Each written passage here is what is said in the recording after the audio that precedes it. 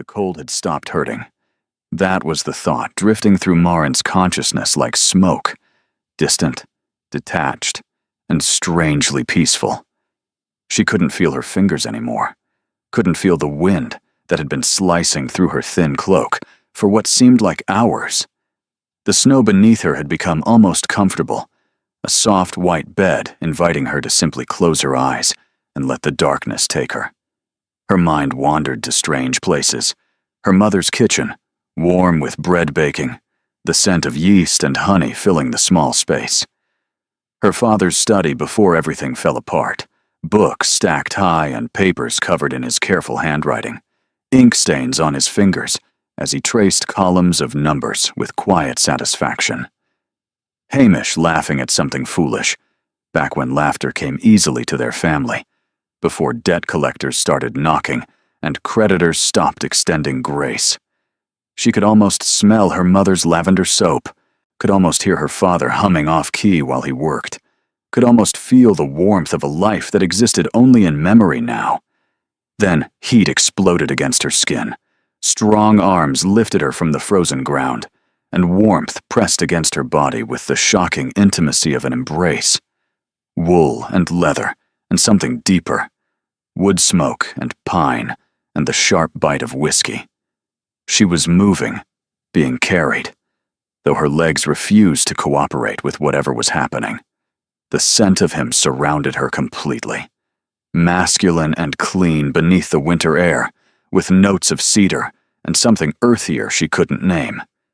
His chest was solid against her cheek, rising and falling with exertion as he moved through the snow.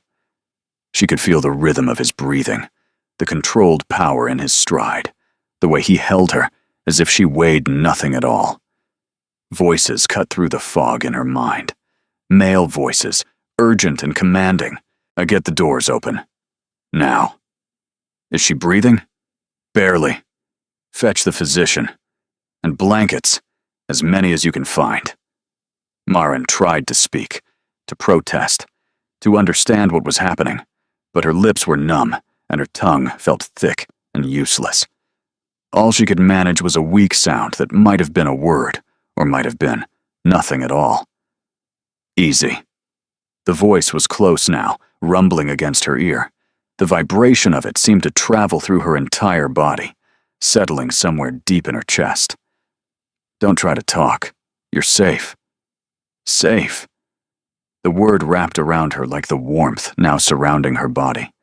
She wanted to believe it, wanted to sink into that promise, and let it carry her away from the nightmare of the past 12 hours. The overturned carriage, the cowardly driver who'd fled into the storm, the endless trudging through snow that reached her knees until her body simply refused to go any further. But safety was a luxury Marin Ashford had learned not to trust. Her eyes fluttered open. Firelight. She was inside somewhere, a large room with rough stone walls blackened by centuries of hearth smoke, and a massive fireplace where flames crackled and roared. Iron chandeliers hung from timber beams overhead, their candles adding to the golden glow. Tapestries hung between iron sconces, depicting hunting scenes and Highland battles, warriors on horseback, and stags fleeing through ancient forests. The air smelled of burning peat and something savory. Venison, perhaps, or mutton stew. People surrounded her, their faces blurred by her struggling vision. Women in wool and homespun, their expressions ranging from curiosity to concern, hands clasped or pressed against mouths in worry. Men with weathered faces and calloused hands, watching her with an intensity that made her skin prickle, despite the cold still lingering in her bones. Children peeked from behind their mothers' skirts, eyes wide with wonder at the stranger who had appeared from the storm, and the man holding her. She became aware of him in pieces, the arms cradling her against a broad chest, muscles taut beneath his hunting jacket. The jaw set like granite above her head, shadowed with a day's worth of stubble. Dark hair, nearly black, falling across a forehead creased with focus, and eyes, God above, those eyes, the color of winter storms over the loch, gray threaded with silver and fierce with intelligence.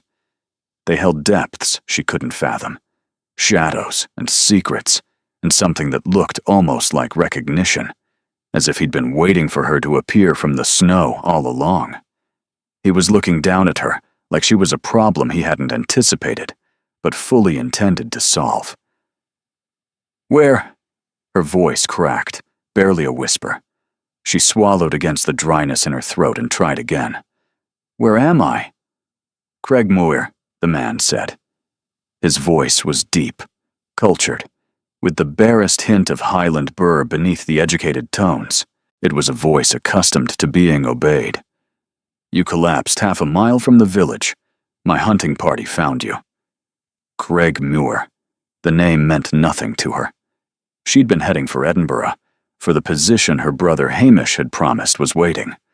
A governess role in a respectable household. A chance to rebuild what remained of their shattered family fortunes. I should... She tried to sit up, but his arms tightened, holding her firmly in place.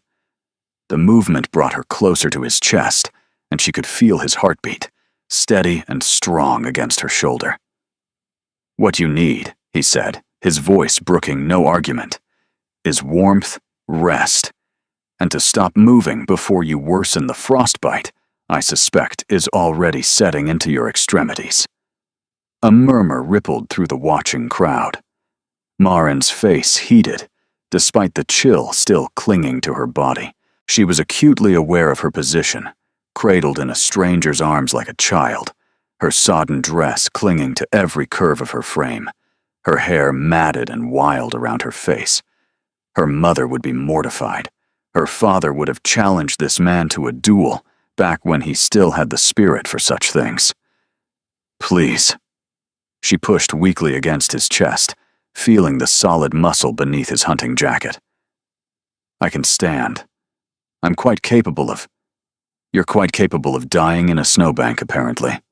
His tone was sharp, but something flickered in those winter-gray eyes. Concern, perhaps, or irritation. She couldn't tell which. "Forgive me if I'm disinclined to test your other capabilities at the moment." The doors to the hall burst open, bringing with them a gust of frozen air that made the fire dance and the candles gutter. 3 new figures entered, their silhouettes stark against the white world beyond.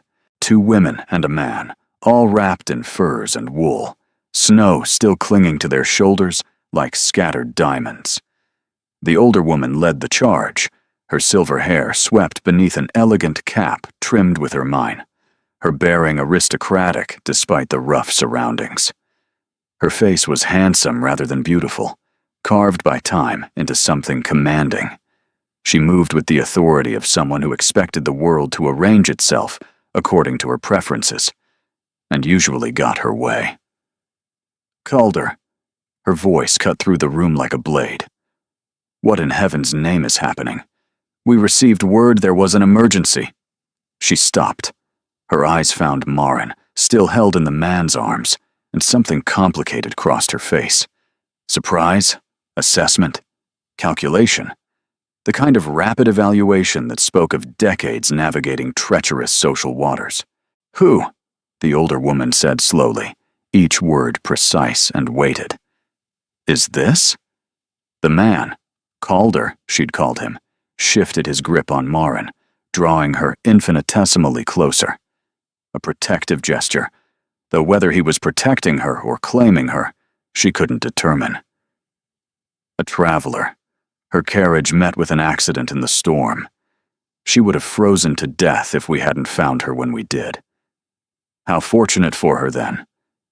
The words were polite, but the woman's eyes remained sharp as Highland steel. Though I confess, this seems a rather intimate method of rescue. Heat flooded Marin's cheeks. She renewed her struggle to free herself, desperate to escape this humiliating position, but Calder's arms remained immovable as iron bands. "Put me down," she hissed. "Please." He ignored her. His attention was fixed on the older woman with an intensity that suggested their conversation contained depths Marin couldn't fathom. "She needs care. A warm room, dry clothes, hot broth. I'll see to the arrangements." "You'll see to them?" The woman's eyebrow arched with practiced skepticism. "Personally?" "Grandmother." The warning in his voice was unmistakable. Grandmother. Marin's mind raced, piecing together fragments.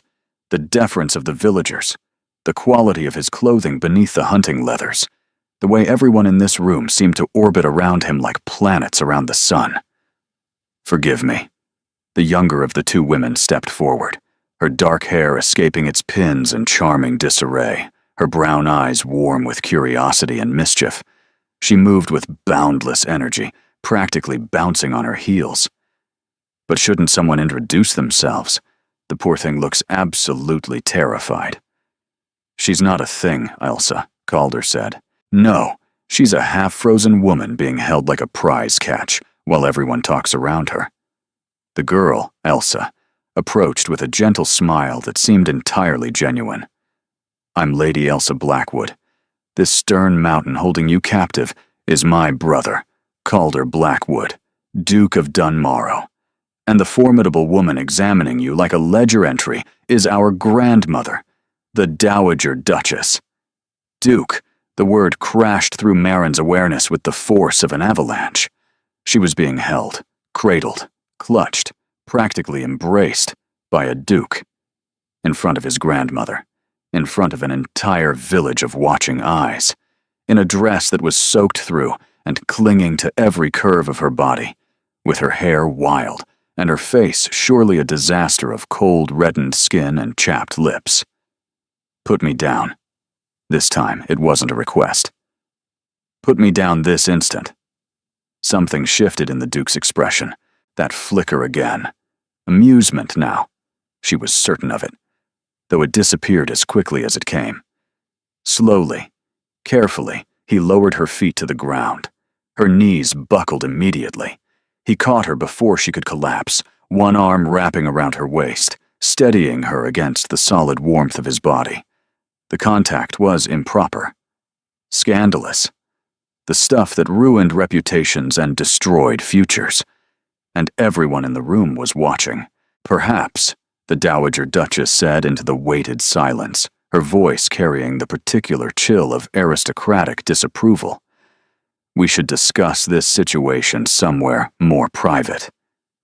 "There's nothing to discuss," Calder's voice carried across the hall, silencing the whispers that had begun to ripple through the crowd like wind through wheat. "This woman was found on my lands, half dead from exposure. She is under my protection now." Marin's heart lurched. "Your Grace, I assure you, I require no such—" Furthermore, his arm tightened around her waist, a silent command for silence.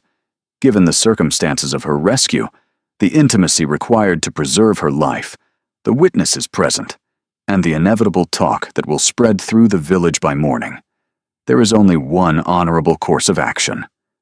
The Dowager's face went pale as fresh snow. "Calder, you cannot mean. I mean precisely what I'm about to say."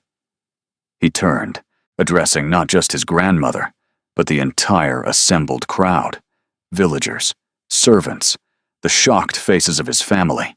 His voice rang through the hall like a proclamation from the throne. "Let it be known that this woman is under my protection. She will remain at Dunmorrow Castle as my guest, and in due course as my bride." The hall erupted. Marin's vision blurred at the edges. This couldn't be happening. She'd simply been trying to survive a snowstorm, to reach Edinburgh, to salvage some fragment of her family's dignity. Now she was standing in a stranger's arms while he announced their betrothal to an entire village. "You're mad," she breathed. The Duke looked down at her, and for one moment, the mask slipped. Behind the aristocratic control, behind the commanding authority, she glimpsed something unexpected. "Desperation, perhaps," he murmured, low enough that only she could hear. "But you're going to help me anyway." The chaos that followed the Duke's announcement was a blur of raised voices and horrified gasps. Marin stood frozen in the circle of his arm, watching the world she knew crumble around her like ash from a dying fire. The Dowager Duchess had gone from pale to positively ashen, her composure cracking for the first time since she'd entered the hall. Lady Ailsa was bouncing on her heels with barely contained excitement, her brown eyes dancing with delight at the unexpected drama. The villagers whispered behind their hands, eyes bright with the particular gleam of people who'd just witnessed a scandal they couldn't wait to spread across every hearth in the Highlands. And Marin couldn't feel her legs. Calder. The Dowager's voice could have frozen the hearth flames solid. A word. Now. After Miss. The Duke paused, looking down at Marin with something that might have been embarrassment. A faint flush colored his high cheekbones. I confess, I don't actually know your name. Marin. It came out as a croak. Marin Ashford. After Miss Ashford is settled, he continued smoothly, as if announcing impromptu betrothals to half-dead strangers was simply how he spent his Tuesdays. She requires warmth and rest before any further discussions. Further discussions? The Dowager's laugh was sharp as broken glass. You've just announced your engagement to a woman whose name you didn't know 5 seconds ago. What further discussion could possibly be necessary? Grandmother. Don't you grandmother me, Calder Blackwood. She stepped forward, and despite being a full head shorter than her grandson, she somehow managed to loom. Her presence filled the space around her like a physical force. Your father would be spinning in his grave. Your mother, God rest her soul, would be reaching through the veil to box your ears. You cannot simply claim a woman like she's a lost sheep found wandering the moors. Can't I? His voice was dangerously soft. On my lands, in my village, before witnesses who will gossip regardless of what we do now. You could have said nothing. You could have let her be cared for quietly. And when word spread that I'd carried a half-dressed woman through the snow, held her against my body for warmth, brought her into the village in my arms, he shook his head.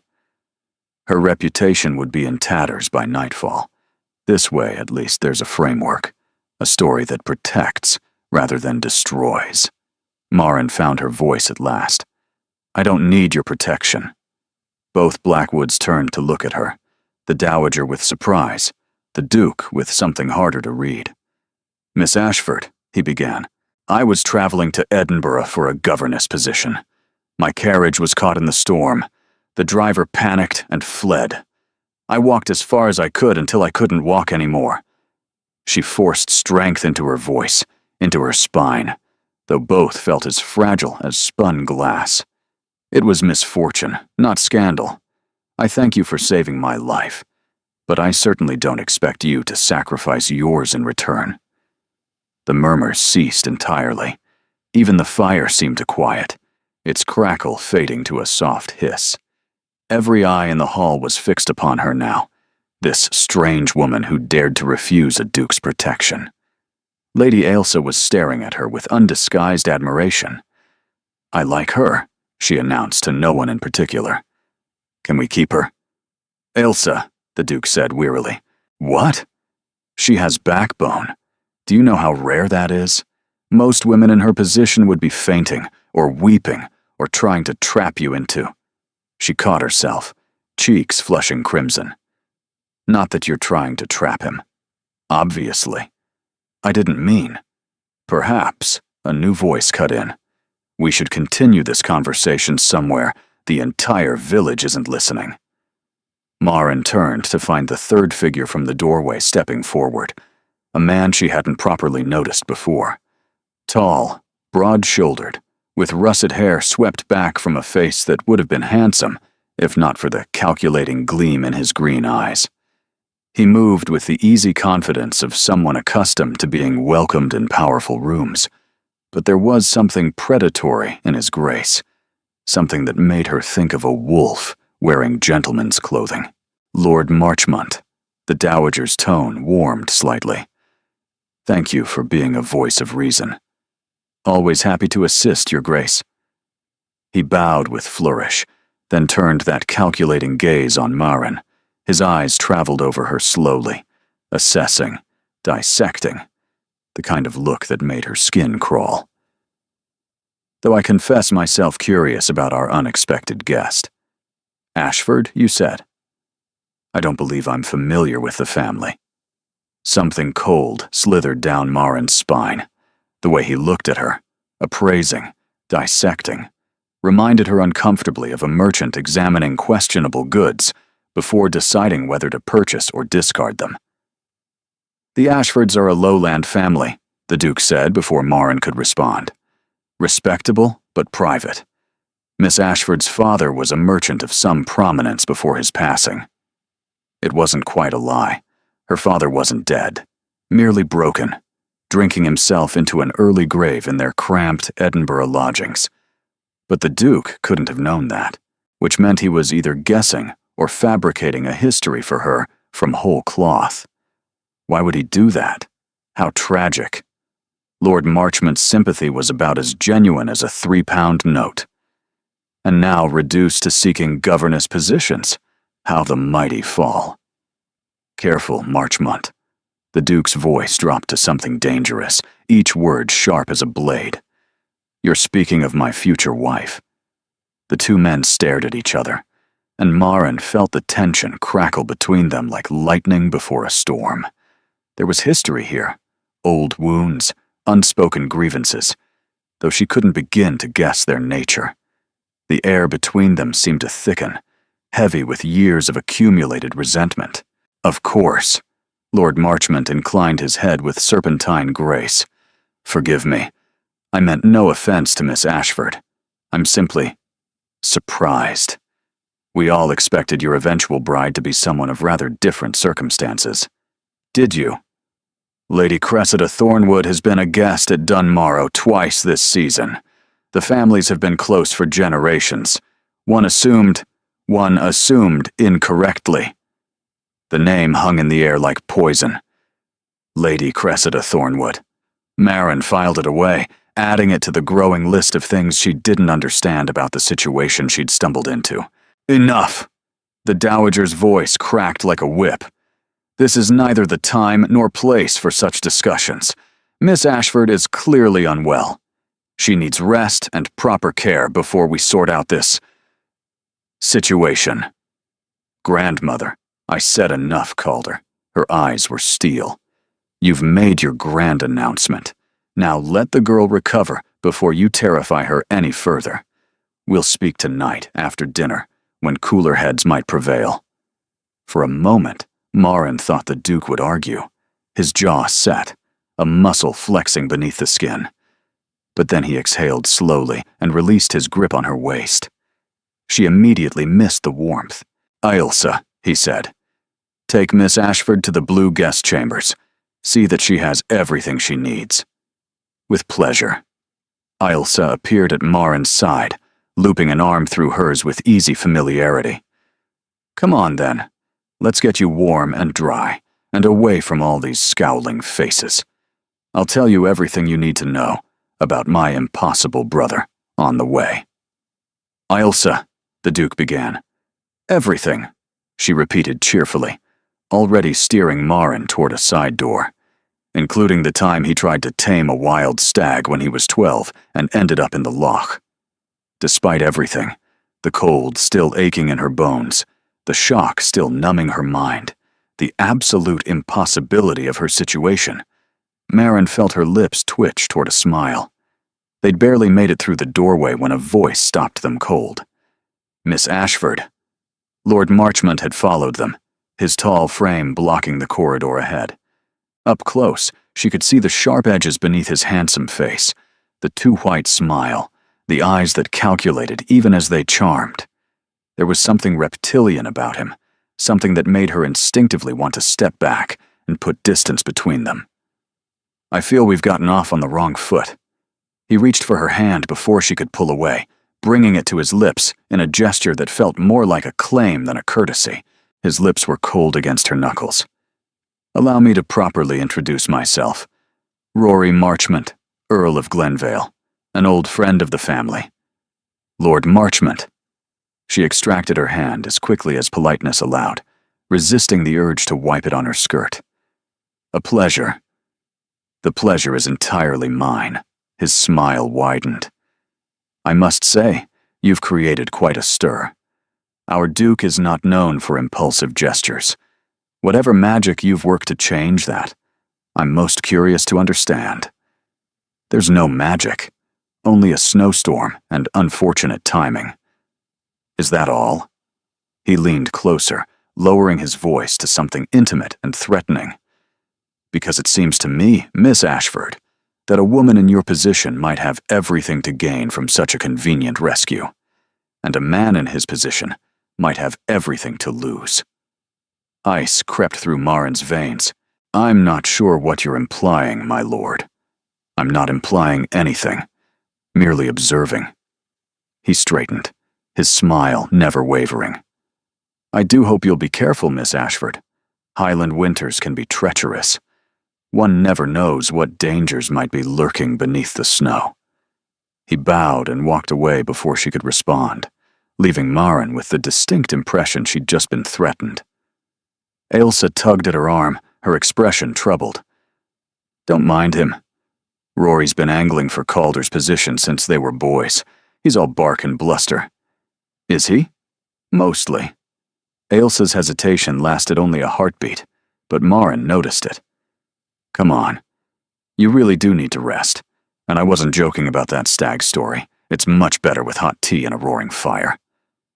Marin let herself be led away, but she couldn't shake the chill that had settled in her chest. She'd been claimed by a duke she didn't know, threatened by an earl she'd never met, and somewhere out there, a Lady Cressida Thornwood was waiting, a woman who'd expected to become the Duchess of Dunmorrow, until Marin Ashford had fallen into a snowbank and ruined everything. The blue guest chambers were anything but blue. Oh, there were hints of it. A velvet coverlet the color of midnight, curtains that held traces of sapphire in their folds, a painted ceramic vase on the mantel glazed in deepest indigo. But the room was dominated by warmth. A fire roared in the hearth, casting dancing shadows across walls hung with tapestries depicting Highland landscapes in summer, all green hills and purple heather, and skies so blue they made Marin ache for seasons she hadn't yet seen in this strange northern place. The bed was enormous, piled with furs and quilts and pillows embroidered with the blackwood crest, a rearing stag beneath a crown of thistles. She wanted nothing more than to collapse into it and sleep for a century. Instead, she stood by the window, wrapped in a borrowed dressing gown of soft wool, watching the snow continue to fall over the castle grounds. Dunmorrow Castle was a fortress of gray stone and ancient pride, its towers disappearing into the white-gray sky. From her window, she could see the village of Craigmuir nestled in the valley below, smoke rising from 100 chimneys as the storm howled on.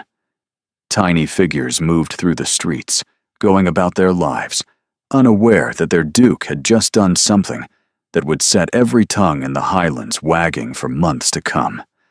Somewhere down there, people were talking about her, the half-frozen stranger the duke had claimed as his bride. By morning, the story would spread to the neighboring villages. By week's end, it would reach Edinburgh, and Marin's chances of quietly disappearing into a respectable governess position would vanish like morning frost. A knock at the door made her turn. Come in.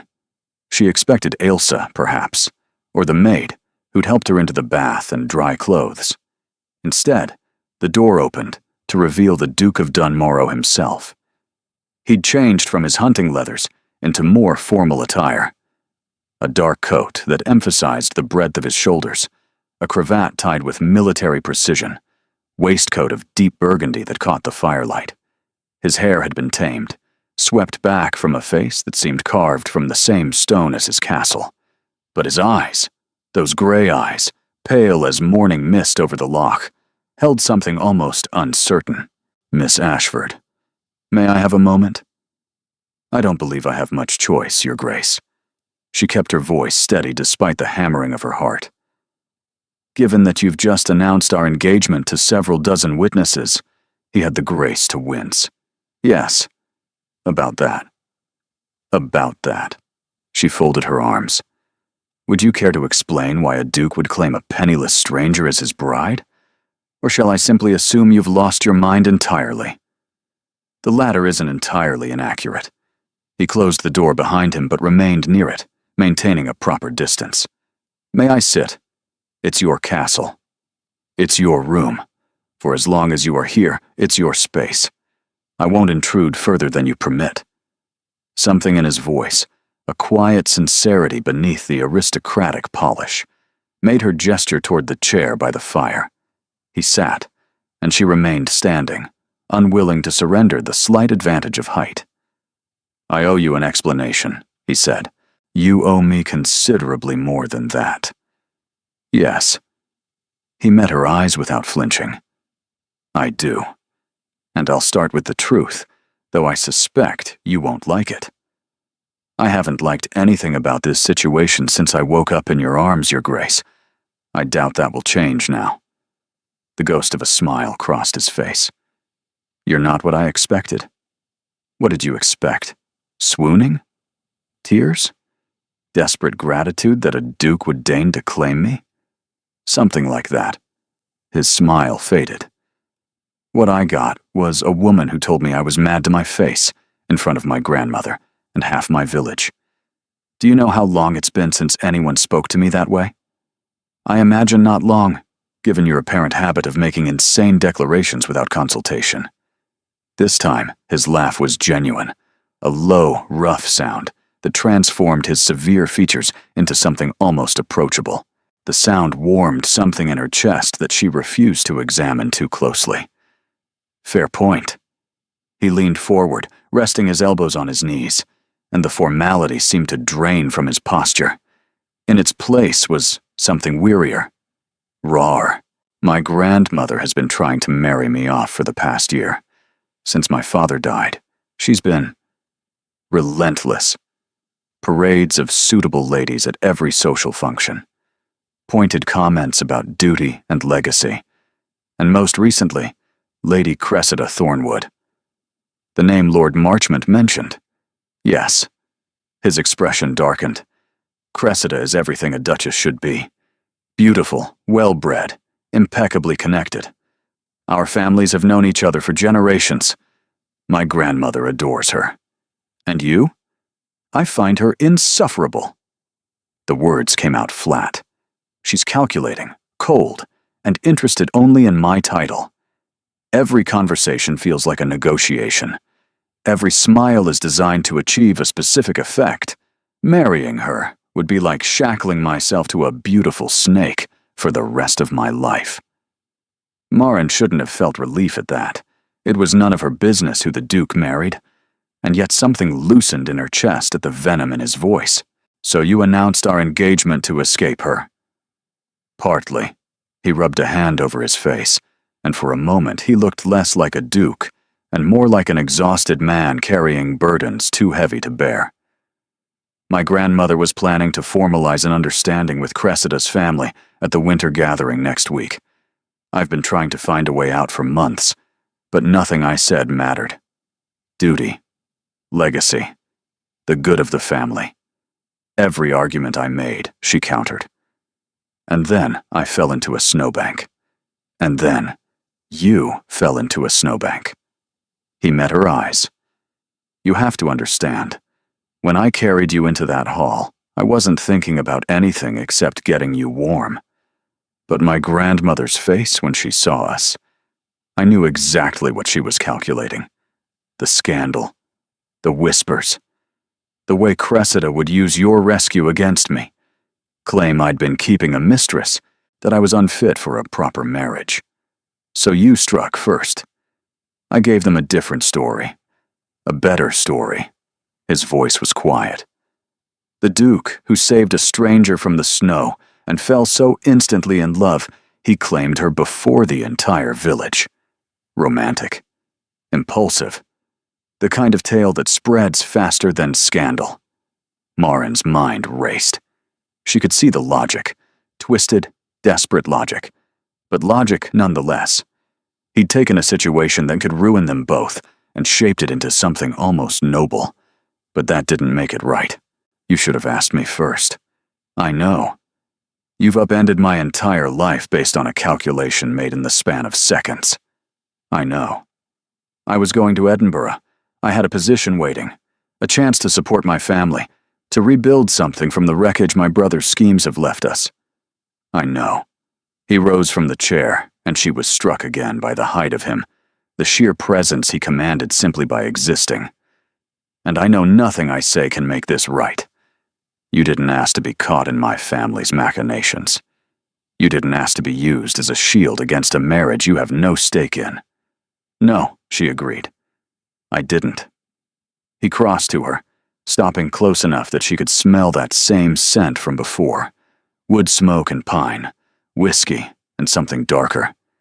His eyes searched her face with an intensity that made her feel exposed, as if he could see past her defenses to the frightened woman underneath.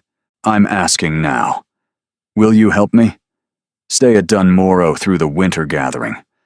Play the role of my betrothed long enough to convince my grandmother that Cressida is no longer an option. And when the spring thaw comes, we'll end the arrangement quietly. A mutual decision. No scandal, no disgrace.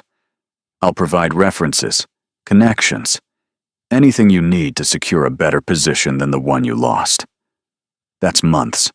Yes. Months of pretending to be something I'm not. In a castle full of people who will be watching my every move, judging my every word. Yes. Marin turned back to the window. The snow was falling heavier now, blanketing the world in white, erasing paths and landmarks until everything looked the same. She thought of her mother, taking in mending by candlelight to pay the butcher. Her father, lost in bottles and silence. Hamish, always chasing the next scheme, the next promise, the next friend, who swore this time would be different. She thought of the governess position that was probably already filled, the long walk back to Edinburgh, through a winter that might kill her before she arrived, the debts waiting at home, growing larger with every passing day. And she thought of Lord Marchmont's cold eyes, his veiled threat, and the danger lurking beneath his charming smile. 3 conditions, she heard herself say. The Duke went very still. Name them. She turned to face him, lifting her chin. First, I want a letter sent to my family explaining my situation. A respectable explanation. That I've taken a companion position with Lady Ulsa. Nothing about betrothals or arrangements. My mother has enough to worry about without adding scandal to the list. Done. Second, when this ends, I want more than references. I want enough money to clear my family's debts and establish my mother in comfortable lodgings. Not charity. Payment for services rendered. I'm helping you escape an unwanted marriage. That has value. Something passed across his features. Surprise, perhaps, or respect. How much? She named a figure. It was more than she'd ever seen in her life, but less than what a duke spent on horses in a single year. His expression didn't change. Done. Third. She stepped closer, close enough to see the individual shards of gray in his eyes, like ice beginning to fracture. The moment you decide you actually want to marry, whether it's Lady Cressida or anyone else, you tell me immediately. I won't be paraded around as your shield while you conduct a real courtship behind my back. I may be poor, Your Grace, but I won't be made a fool. The quiet between them stretched taut as a bowstring. Then the Duke extended his hand. You have my word. All 3 conditions. Do we have an agreement, Miss Ashford? Marin looked at his outstretched hand. Elegant, powerful, belonging to a world she'd never imagined entering. She thought of the snow outside, the cold that had nearly killed her, the life she'd been struggling to survive. She took his hand.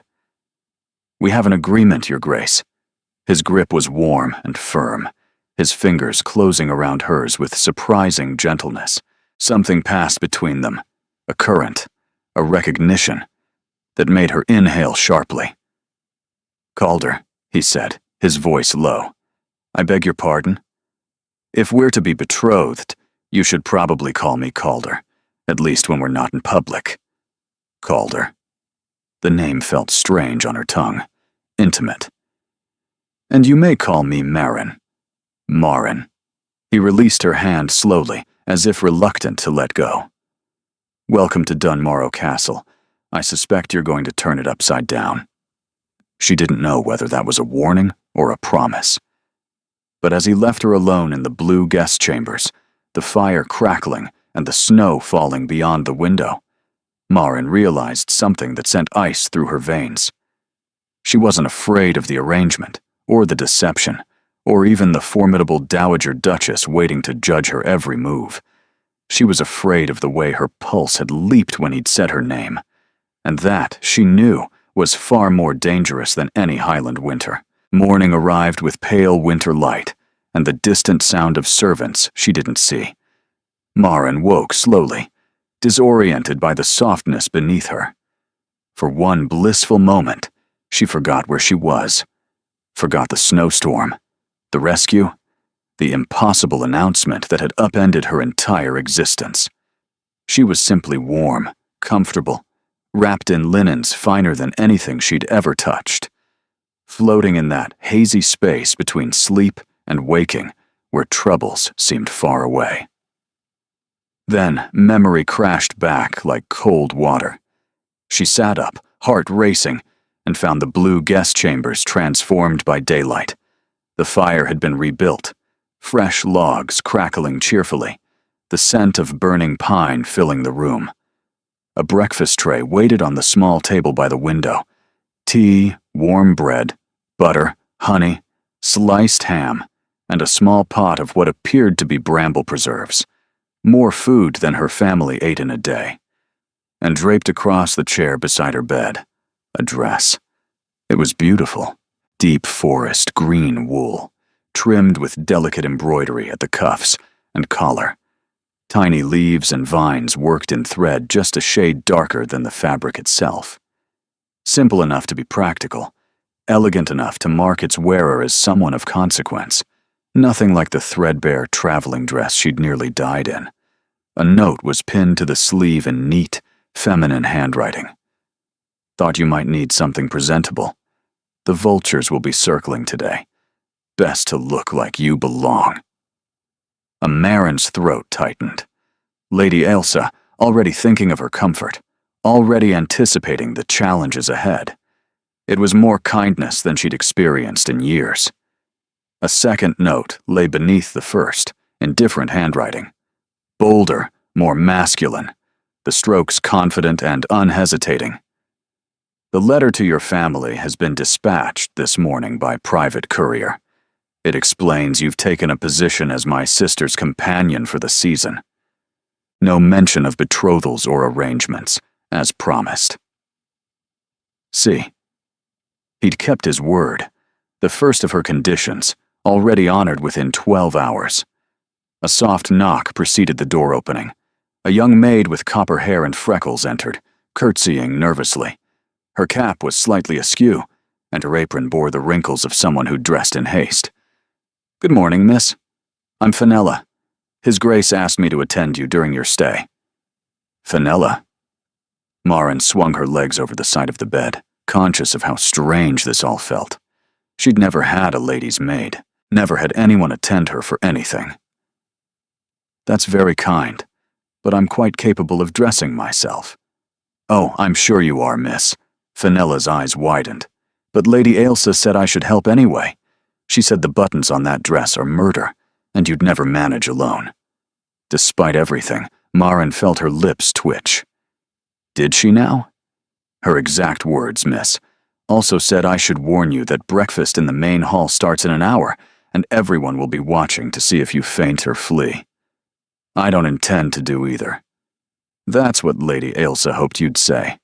Fenella beamed, revealing a gap between her front teeth. "She says you've got spine, miss. Says it's about time someone around here did." The buttons were, in fact, murder. tiny pearl things that ran up the back in an endless row, each one requiring nimble fingers and considerable patience. Marin submitted to Fenella's assistance, watching in the mirror as she was transformed from a half-drowned stranger into something approaching respectable. The dress fit perfectly, not the perfection of a garment made for her. There were subtle signs of hasty alteration at the waist and hem, tiny stitches where someone had worked through the night to make adjustments, but close enough to suggest considerable effort had been expended on her behalf. "Whose dress was this?" Marin asked. Fenella hesitated, her hands pausing on the final button. "Lady Elsa's, miss. From before she decided she preferred riding breeches to ball gowns. She has dozens she never wears." "That's very generous of her." "Lady Elsa has a kind heart. Always has." Fenella began arranging Marin's dark hair into a simple but elegant style, pinning it back from her face with practiced efficiency. "The household's been buzzing since last night, miss, if you don't mind me saying." "I imagine it has. Some are calling it romantic. The Duke saving you from the snow, claiming you before everyone like something from an old ballad." Fenella's hands paused, hairpin hovering. "Others are saying, others are saying I'm a fortune hunter who threw herself into a snowbank deliberately to trap a duke." The maid's cheeks flushed crimson. "I don't believe that, miss. Anyone can see your quality, even if you've fallen on hard times. And His Grace isn't a fool. He wouldn't claim just anyone." Marin met her own eyes in the mirror. Quality. Such a delicate word for the complicated truth of her existence. The merchant father who'd taught her Latin and mathematics. The mother who'd insisted on proper deportment even as they sold the silver to pay the grocer. She was educated above her station and impoverished below it, belonging nowhere and to no one, until a duke had pulled her from the snow and changed everything. "Thank you, Fenella," she said, her voice soft. "For your kindness. Just speaking truth, miss." The maid finished pinning her hair and stepped back to admire her work. "There. You look like you belong in a castle." Marin wasn't sure that was true, but when she descended the stairs and entered the great hall, she held her head high anyway. The hall was smaller than she'd expected from last night's chaos, or perhaps it had simply felt larger when she was half frozen and surrounded by staring strangers. In daylight, it was almost welcoming. Morning sun streamed through tall windows, illuminating dust motes that danced like tiny fairies in the air. A long table dominated the center, laden with breakfast dishes that steamed and glistened. Portraits of stern Blackwood ancestors lined the walls, their painted eyes following her progress across the room. And at the head of the table sat the Dowager Duchess, watching Marin's entrance with the focused attention of a hawk spotting prey. "Miss Ashford," her voice carried across the room. "How good of you to join us. I trust you slept well?" "Very well, Your Grace. Thank you for your hospitality." "My hospitality." The Dowager's smile didn't reach her eyes. "Yes, do come sit. We have much to discuss." Marin had barely taken 3 steps when Ailsa appeared at her elbow, materializing from somewhere behind a sideboard with the stealth of a cat. "Don't let her intimidate you," Ailsa breathed. "She's testing to see if you'll crumble. My brother's already been summoned to the study for a private lecture. You're next." "Wonderful. Just remember, she respects strength. Cry and she'll eat you alive. Fight back and she might actually like you. And if I simply run screaming from the castle, then I'll be terribly disappointed and forced to marry some boring viscount for entertainment." Ailsa squeezed her arm. "You've got this. I can tell." Marin wished she shared that confidence. Breakfast was an exercise in subtle warfare. The Dowager asked pointed questions about Marin's family, her education, her prospects, before the snowstorm had derailed them. Each answer was received with a slight narrowing of the eyes, a fractional tilt of the head, an assessment that never quite became approval. Lord Marchmont was present, contributing observations that seemed friendly, but carried barbs beneath the surface. His green eyes tracked her movements with unsettling interest, and she found herself angling her chair to keep him in her peripheral vision, watching for any sign of threat. Lady Ailsa deflected what she could, steering the conversation towards safer waters whenever possible, but even her cheerful energy couldn't fully dispel the tension that hung over the table like storm clouds. And Calder, the Duke, was absent. "My grandson is attending to estate business," the Dowager said, when Morin's eyes strayed to the empty chair at the head of the table. "He'll join us for dinner. In the meantime, Miss Ashford, I thought you and I might take tea in my private sitting room." It wasn't a request. "I would be honored, Your Grace." "I'm sure you would." The Dowager rose, her black silk rustling like whispered warnings. "Shall we say 3 o'clock? That will give you time to settle in." She swept from the hall without waiting for a response. Ailsa exhaled heavily. Well, that wasn't as bad as it could have been. She's going to interrogate me. Thoroughly and without mercy, yes. Ailsa linked her arm through Morin's. But you survived breakfast without fainting, so you're already ahead of the last 3 women grandmother tried to match with Calder. One of them actually wept into her porridge. That's not encouraging. It wasn't meant to be. Come on, I'll show you the castle before you face the dragon in her lair. You should at least know the layout of the battlefield. The tour that followed was overwhelming in the best possible way.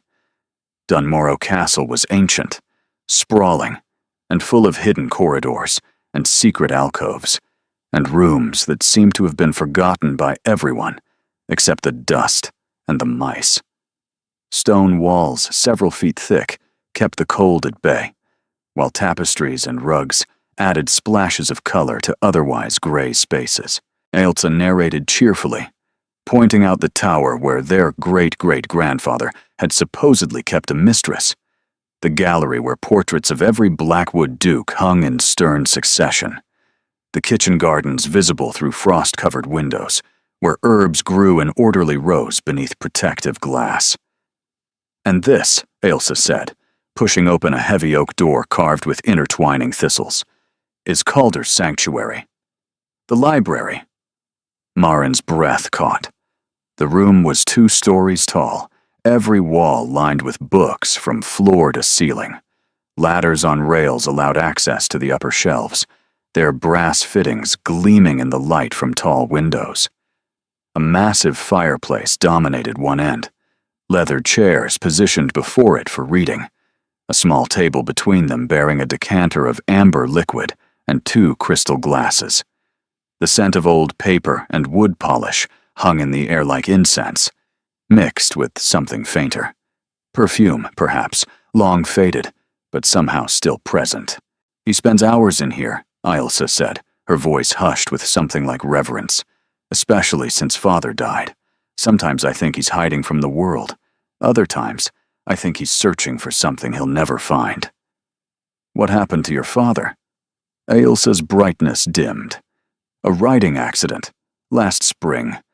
Father was an excellent horseman, but his mount spooked at something in the woods. A snake, perhaps, or a shadow. He was thrown." She swallowed hard. "Calder was in Edinburgh on business. By the time word reached him, Father was already gone." "I'm sorry. Everyone is." Ailsa's voice held an edge of old pain. "But sorry doesn't bring him back. And sorry doesn't stop grandmother from pushing Calder toward a marriage he doesn't want, as if producing an heir will somehow fill the void Father left." Morin noticed a particular bookshelf near the window, its volumes more worn than the others, their spines faded and cracked from frequent handling. "Were those your father's favorites?" "Some of them. Mother's, too. She died when I was born. But Father kept all her books exactly as she left them." Ailsa touched one spine gently, her finger tracing the faded gold lettering. "Calder says he can still smell her perfume when he opens them. I think that's why he comes here so often. It's the only place he feels close to either of them anymore. Maren thought of her own father, lost in different ways, the void left by failure instead of death, the slow erosion of a man who'd once been brilliant and bold. Grief makes people desperate, she said quietly. They grasp at solutions that don't solve anything because the alternative is accepting there is no solution. Ailsa studied her for a long moment. You understand. Most people don't. I understand more than I'd like to. The clock in the corner chimed 2. 1 hour until she faced the Dowager. 1 hour until everything would be decided. The Dowager's private sitting room was a study in controlled elegance. Every surface gleamed with meticulous care, mahogany polished until it shone like dark water, brass fixtures buffed to golden perfection. Porcelain figurines stood in precise arrangements on the mantelpiece, shepherdesses and saints frozen in attitudes of eternal serenity. The chairs were positioned at exact angles to the fire, not a degree off, as if someone had measured with mathematical precision. Even the tea service, delicate bone china painted with Highland thistles, seemed to follow some invisible rule of placement that Maren couldn't quite discern, but could sense nonetheless. This was a woman who left nothing to chance. Sit. The Dowager gestured to the chair opposite her own. And please, spare me the false pleasantries. We both know why you're here. Maren sat, keeping her spine straight, and her hands folded in her lap. Proper posture her mother had drilled into her since childhood. To be evaluated, judged, found wanting. How refreshingly direct. The Dowager poured tea with practiced grace, each movement economical and precise. Most young women in your position would be attempting to charm me, complimenting the furnishings, expressing gratitude for my hospitality. You cut straight to the bone. Would flattery serve me better? Not in the slightest. I despise sycophancy. The Dowager passed her a cup, the china so thin Maren could see light through it. Which is precisely why Lady Cressida grates on my nerves, despite being perfect in every other respect. The woman agrees with everything I say. It's exhausting. Maren nearly choked on her tea. I thought you wanted the Duke to marry her. I want my grandson to marry someone suitable. Cressida is suitable. That doesn't mean I enjoy her company. The Dowager's eyes were sharp over the rim of her cup. Tell me about yourself, Miss Ashford. The truth this time. Not the polished version Calder invented to spare your dignity. The truth. Such a simple word for such a complicated thing. My father was a merchant in Glasgow, Maren began slowly, measuring each word. Textiles mostly. He built the business from nothing, made a success of it through cleverness and hard work. We weren't wealthy, but we were comfortable, respectable. He trusted the wrong partner, a man he'd known for years, someone he considered a friend. They invested together in a shipping venture. The ship sank. The insurance was fraudulent. By the time the truth came out, we'd lost everything. The Dowager's expression remained neutral, giving nothing away. And your father? Broke, in spirit more than body. Maren's voice didn't waver, though the words cost her. He blames himself for trusting, for failing to see what was right in front of him. He spent the last 2 years at the bottom of a bottle, trying to forget. And your mother? Takes in mending, stretches every penny until it screams, refuses to admit we've fallen as far as we have. Siblings? A brother? Hamish. Maren's jaw tightened. He means well, but chooses poorly. Friends who promise opportunities that never materialize. Schemes that always fail. It was his friend who arranged my governess position in Edinburgh. I was halfway there when the storm hit. The Dowager set down her cup with a precise click. So, a ruined merchant's daughter, impoverished, desperate, traveling alone through a Highland winter to take a servant's position because your family has no other options. Yes. And you expect me to believe you didn't engineer this situation? That you didn't know exactly which road would take you past Dunmorrow lands, didn't calculate when to collapse, where you'd be most likely to be found? The accusation hung in the air like smoke. Marin met the older woman's gaze without flinching. If I had the ability to control snowstorms and predict the movements of ducal hunting parties, Your Grace, I would have used those powers to prevent my father's ruin in the first place.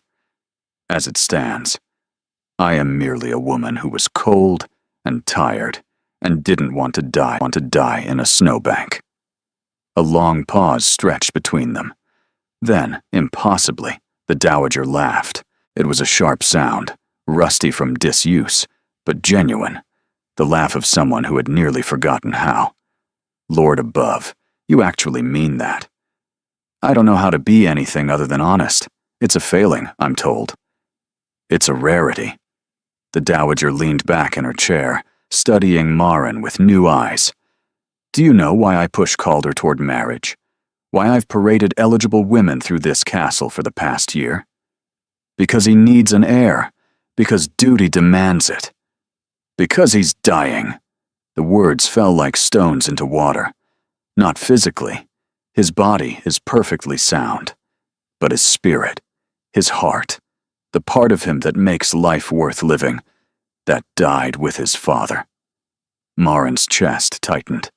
She thought of the empty chair at breakfast, the library Elsa had described as his sanctuary, the way he'd looked at her last night when he thought she couldn't see, lost, drowning, desperate for something he couldn't name. He won't speak of it, the Dowager continued, her voice softer now. Won't acknowledge the grief that's consuming him. He buries himself in a state business, in parliamentary duties, in the endless performance of being a duke. But he's not living. He's merely existing.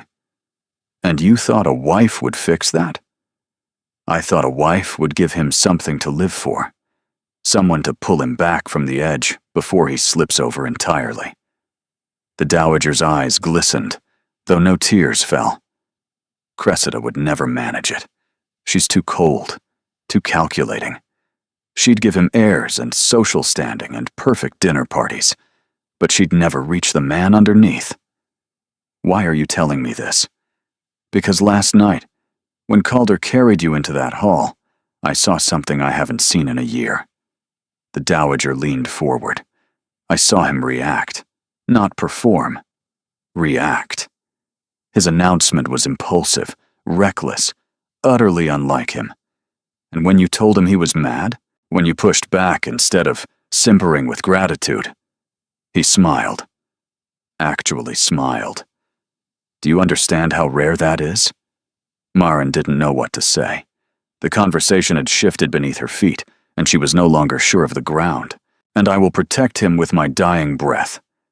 The threat was absolute. And somehow, it was also the closest thing to a blessing Marin could have hoped for. I understand, Your Grace. Do you? I wonder. The Dowager rose, signaling the end of their meeting. The winter gathering begins in 3 days. Every noble family in the Highlands will be here, including Lady Cressida and her mother, who have not yet received word of my grandson's change of heart. That sounds like it will be eventful. That, Miss Ashford, is an understatement of magnificent proportions. The Dowager moved toward the door, then paused, looking back over her shoulder. One more thing. My grandson is in the library. He's been hiding there since our conversation this morning, no doubt brooding over something or other. Perhaps you might draw him out. It wasn't a request, but as Marin left the sitting room and made her way through the castle corridors, she found herself wondering whether it was a test, an order, or something else entirely. Perhaps even the Dowager didn't know. She found him exactly where his grandmother had predicted, standing by the library window, silhouetted against the gray afternoon light, like a figure carved from shadow. He didn't turn when she entered, though the slight tension in his shoulders suggested he knew she was there. For a long moment, neither of them spoke. The fire crackled softly, filling the room with dancing light and warmth. Snow continued to fall beyond the glass, fat flakes drifting past like scattered thoughts, blanketing the world in endless white. "Your grandmother said I'd find you here," Marin finally said. "My grandmother says a great many things." His voice was rough, distant, most of them designed to achieve specific outcomes. "She told me about your father." Now he turned. The mask was firmly in place, aristocratic control, ducal composure, but his eyes betrayed him. Shadowed with exhaustion, clouded with something he couldn't quite hide. Pain, perhaps, or simply the weariness of carrying too much for too long. "Did she? And what exactly did she tell you?" "That you're drowning. That she's been trying to throw you lifelines you refuse to grab." Marin moved closer, stopping a careful distance away. "That you smiled last night for the first time in a year, and it terrified her nearly as much as it gave her hope." A muscle in his cheek twitched. "She exaggerates." "Does she?" "I smile. I attend functions, make conversation, and fulfill my duties. I'm a perfectly adequate Duke." Adequate isn't the same as alive. The words hung between them, sharp and true. Calder's composure cracked, just slightly. A flinch, a flicker of something wounded before the walls slammed back into place. "You've known me less than a day, Miss Ashford. Forgive me if I question your expertise on my emotional state." "You're right. I barely know you." She held her ground, refusing to be intimidated. "But I know grief. I know what it looks like when someone's walking through life without actually living it. And I know the particular kind of exhaustion that comes from pretending everything's fine when it's actually falling apart. Marin, my father was brilliant once. Did I tell you that? He could look at a ledger and see patterns no one else noticed. He built a business from nothing through sheer force of will and cleverness. And then he lost it all. And instead of grieving, instead of admitting how much it hurt, he just disappeared. Crawled inside a bottle and let the rest of us watch him fade away." Her voice cracked on the last words, and she hated herself for it. This wasn't about her. This wasn't supposed to be about her. But Calder was looking at her differently now. The walls had lowered, just slightly, and behind them was something almost like recognition. "I'm sorry," he said, his voice gentler. "About your father. And I'm sorry about yours. Truly. Not because it's what one says, but because I understand what it costs to lose someone you depended on. To have the foundation knocked out from under you when you weren't prepared." The quiet between them softened. Less guarded. More honest. "He was teaching me," Calder said finally. "When he died, there was so much I still needed to learn about the estates, the tenants, the 1,000 small decisions that keep a duchy functioning. He was supposed to have years left, decades. Time to show me everything, to help me grow into the role." His laugh was bitter. "Instead, I got a letter in Edinburgh, and a funeral I barely remember, and a grandmother who started parading potential brides through the castle before the grave had settled. She's afraid for you. She's trying to control me. Both can be true." Marin moved to the window, standing beside him, looking out at the snow. People show love in strange ways when they're scared. Sometimes, the harder they push, the more desperate they are underneath. Calder was quiet for a long moment. When he spoke again, his voice was barely above a whisper.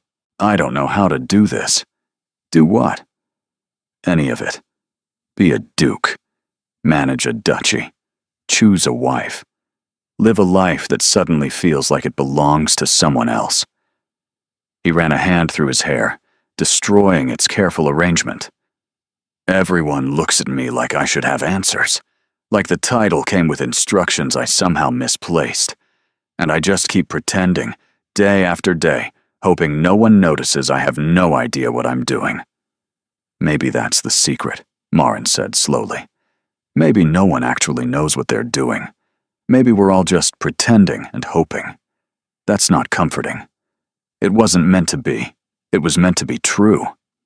He turned to look at her, really look, and something shifted in the air between them. The careful distance they'd been maintaining suddenly felt inadequate, like a wall made of paper trying to hold back a flood. "You're not what I expected," he said. "When I carried you out of that snow, I don't know what I thought. That you'd be simple, perhaps, easily managed, a convenient solution to an inconvenient problem. And instead you're complicated and honest, and you look at me like you actually see me. Not the Duke, not the title. Just—" He trailed off, shaking his head. "I don't know how to finish that sentence." "Then don't." Marin's heart was racing, and she couldn't seem to make it slow. "We have 3 days before the winter gathering, 3 days before Lady Cressida arrives and the real performance begins. Perhaps we should focus on preparing for that, rather than trying to define something we barely understand." It was the sensible thing to say, the safe thing, the thing that kept them both at arm's length where they belonged. So why did it feel like running away? The winter gathering. Calder's expression hardened, the walls rebuilding themselves. "Yes, we should discuss what to expect, the families who will attend, the dynamics at play, the particular dangers you'll need to navigate." "Dangers?" "Lady Cressida won't take this news well. She's been planning this match for years, positioning herself, cultivating my grandmother's favor, eliminating rivals. When she discovers a stranger has appeared from nowhere and claimed what she considers rightfully hers, she'll try to destroy me, thoroughly and without mercy." His fists clenched at his sides. "But she won't succeed. I'll make sure of that." The protective edge in his voice did something strange to Marin's chest, something warm and unsettling that she absolutely couldn't afford to examine. "Your grandmother mentioned there would be dancing," she said, deliberately changing the subject. "The gathering includes a tseilith on the second night, traditional Highland dancing. Will that be a problem?" "I can dance. My mother made sure of that, even when we couldn't afford much else." "Then we should practice." He held out his hand. "If we're to convince everyone we're genuinely betrothed, we need to move like we're comfortable with each other." Marin stared at his outstretched hand, the same hand that had pulled her from the snow, that had sealed their impossible bargain, that belonged to a world she'd never imagined entering. She took it. His palm was warm against hers, calloused in unexpected places. Not the soft hands of idle nobility, but the hands of a man who worked alongside his tenants. He drew her closer, one hand settling at her waist with careful precision, maintaining exactly the proper distance. "There's no music," she pointed out. "Then we'll have to imagine it." They began to move, slowly at first, finding each other's rhythm, learning the language of matched movement. It should have felt awkward, this silent dance in an empty library.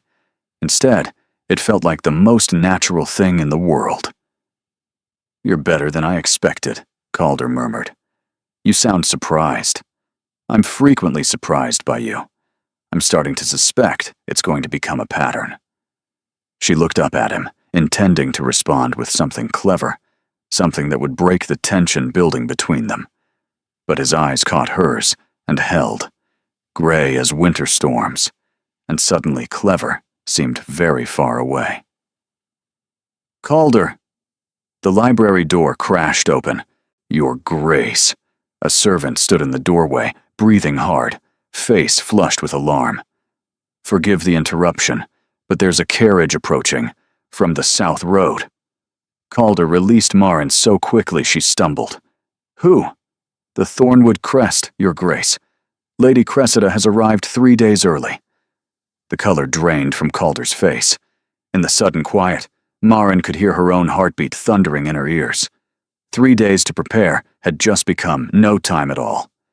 And the woman who'd expected to become the Duchess of Dunmorrow was about to discover she'd been replaced. Lady Cressida Thornwood was everything Marin was not. She descended from her carriage like a queen, arriving at her rightful throne.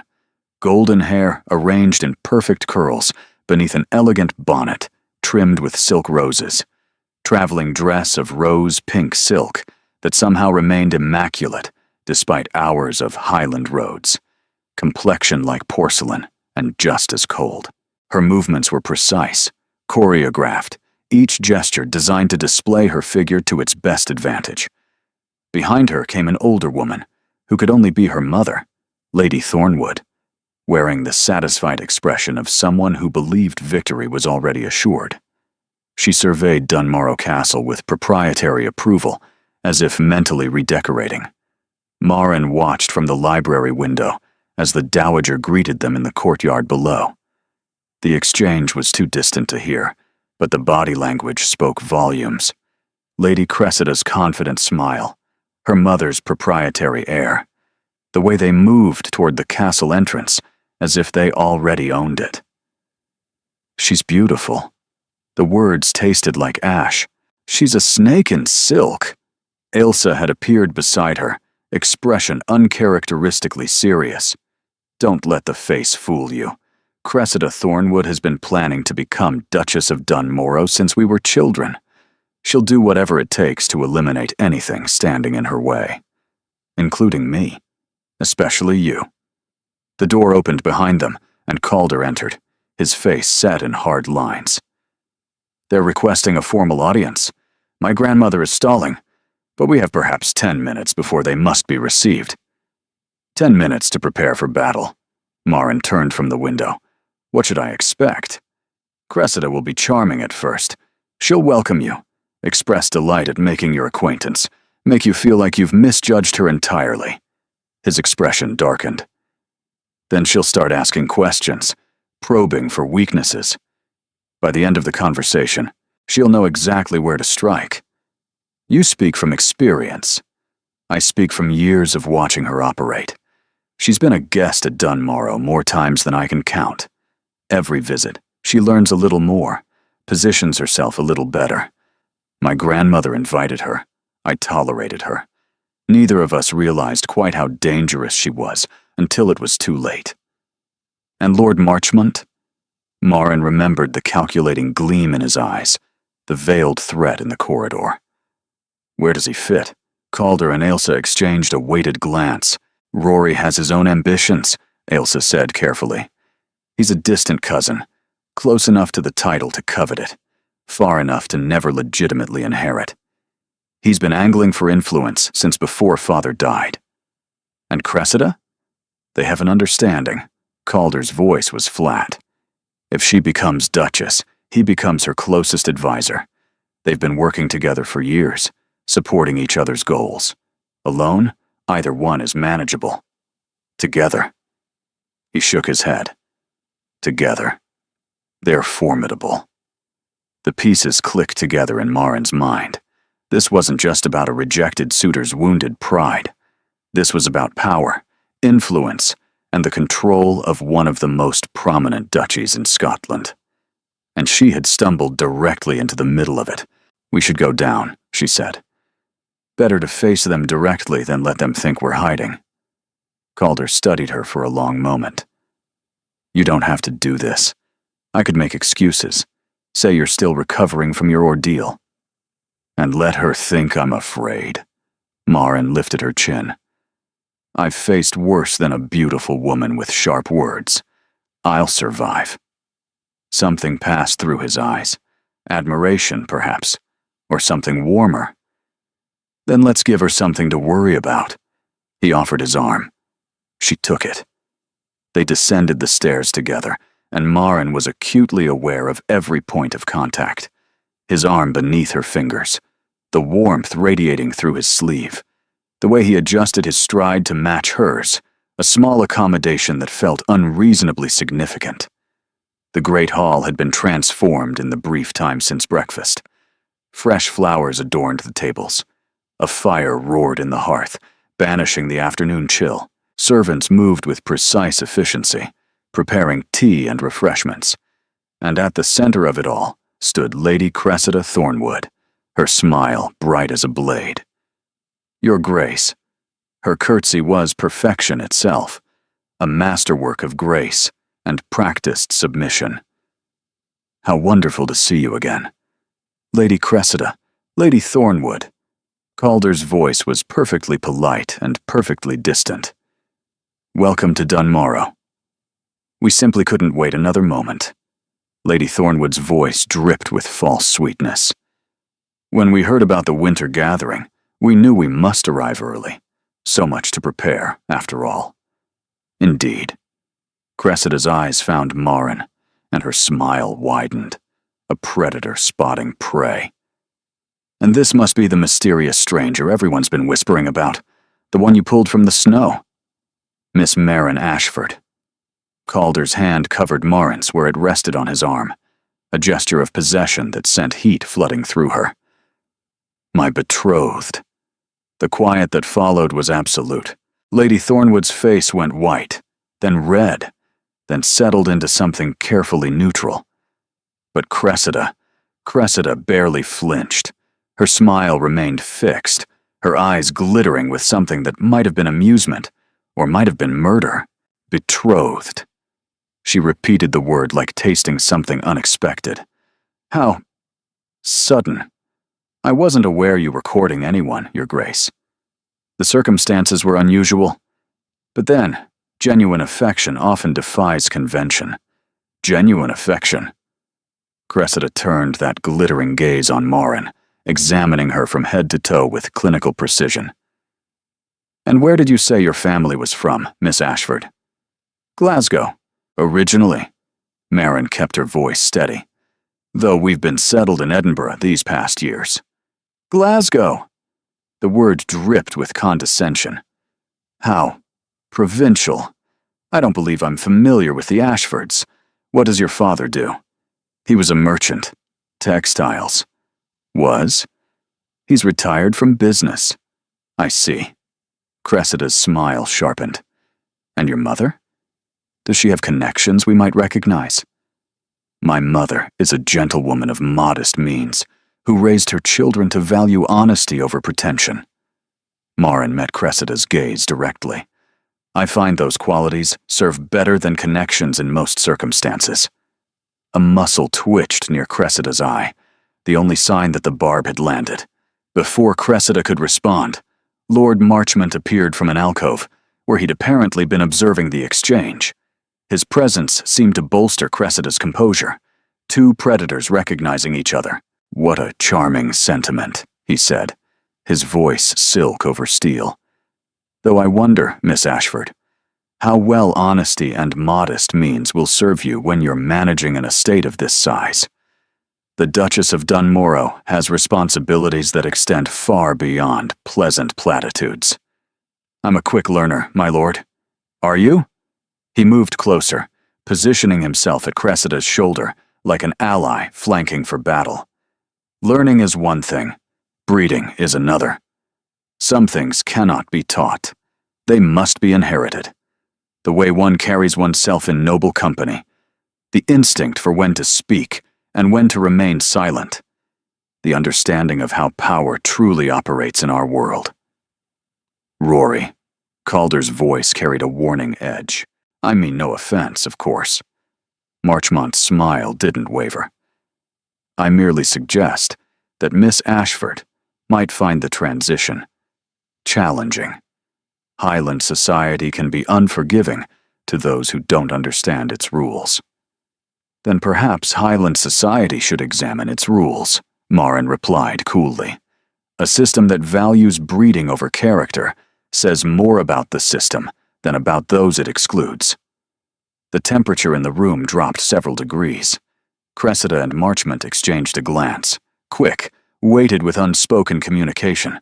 How delightfully progressive, Cressida said. I'm sure such ideals will serve you well when you're navigating the complexities of the ton. They do so appreciate being told their traditions are worthless. I said nothing about worthless. I said they might bear examination. Of course you did. Cressida's smile was sharp as cut glass. Though I must say, Your Grace, I didn't realize you'd be bringing a guest when we discussed the winter gathering. Had I known, I would have adjusted my expectations accordingly. Plans change, Calder said flatly. I'm sure you understand, Lady Cressida." The air crackled with barely contained hostility.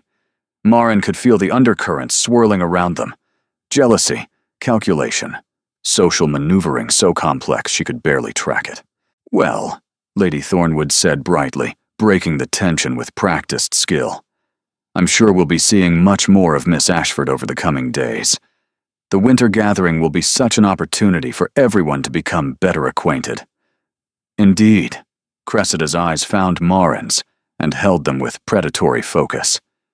"I look forward to learning everything about you, Miss Ashford. Everything." It wasn't a greeting. It was a declaration of war. And as Cressida swept from the hall with her mother and Lord Marchmont in tow, Marin felt the weight of that promise settle over her like a shroud. She had made an enemy, and something told her Lady Cressida Thornwood didn't make small enemies. The next 2 days were a whirlwind of social maneuvering and suppressed tension. More guests arrived, Highland lords and ladies, clan chieftains and their families, merchants wealthy enough to move in noble circles, the castle filled with conversation and laughter and the constant assessment of watching eyes. Footsteps echoed through ancient corridors at all hours. The kitchens worked without ceasing, producing feast after feast. Everyone, it seemed, had heard about the Duke's unexpected betrothal. Everyone had an opinion. Marin navigated it as best she could. Ailsa stayed close, offering whispered guidance and moral support. The Dowager maintained a careful neutrality that somehow conveyed conditional approval. And Calder played his role with convincing dedication, staying near her at meals, engaging her in conversation, touching her arm or her hand at moments calculated for maximum visibility. It should have felt like performance. Instead, it was starting to feel like something else entirely. "You're staring again," Ailsa murmured during the second evening's dinner. "I'm not staring. I'm observing. You're staring at my brother like he's a puzzle you can't quite solve. It's adorable and also completely obvious." Marin tore her gaze away from where Calder was engaged in conversation with a Highland chieftain. "I don't know what you're talking about." "Of course you don't." Ailsa's grin was knowing. "Just like he doesn't know what he's talking about when he asks me 17 questions about your preferences and opinions every time you leave a room. He doesn't. He absolutely does. Yesterday he wanted to know your favorite flower. The day before, your favorite book. This morning, he asked whether you prefer sunrise or sunset." Ailsa patted her hand.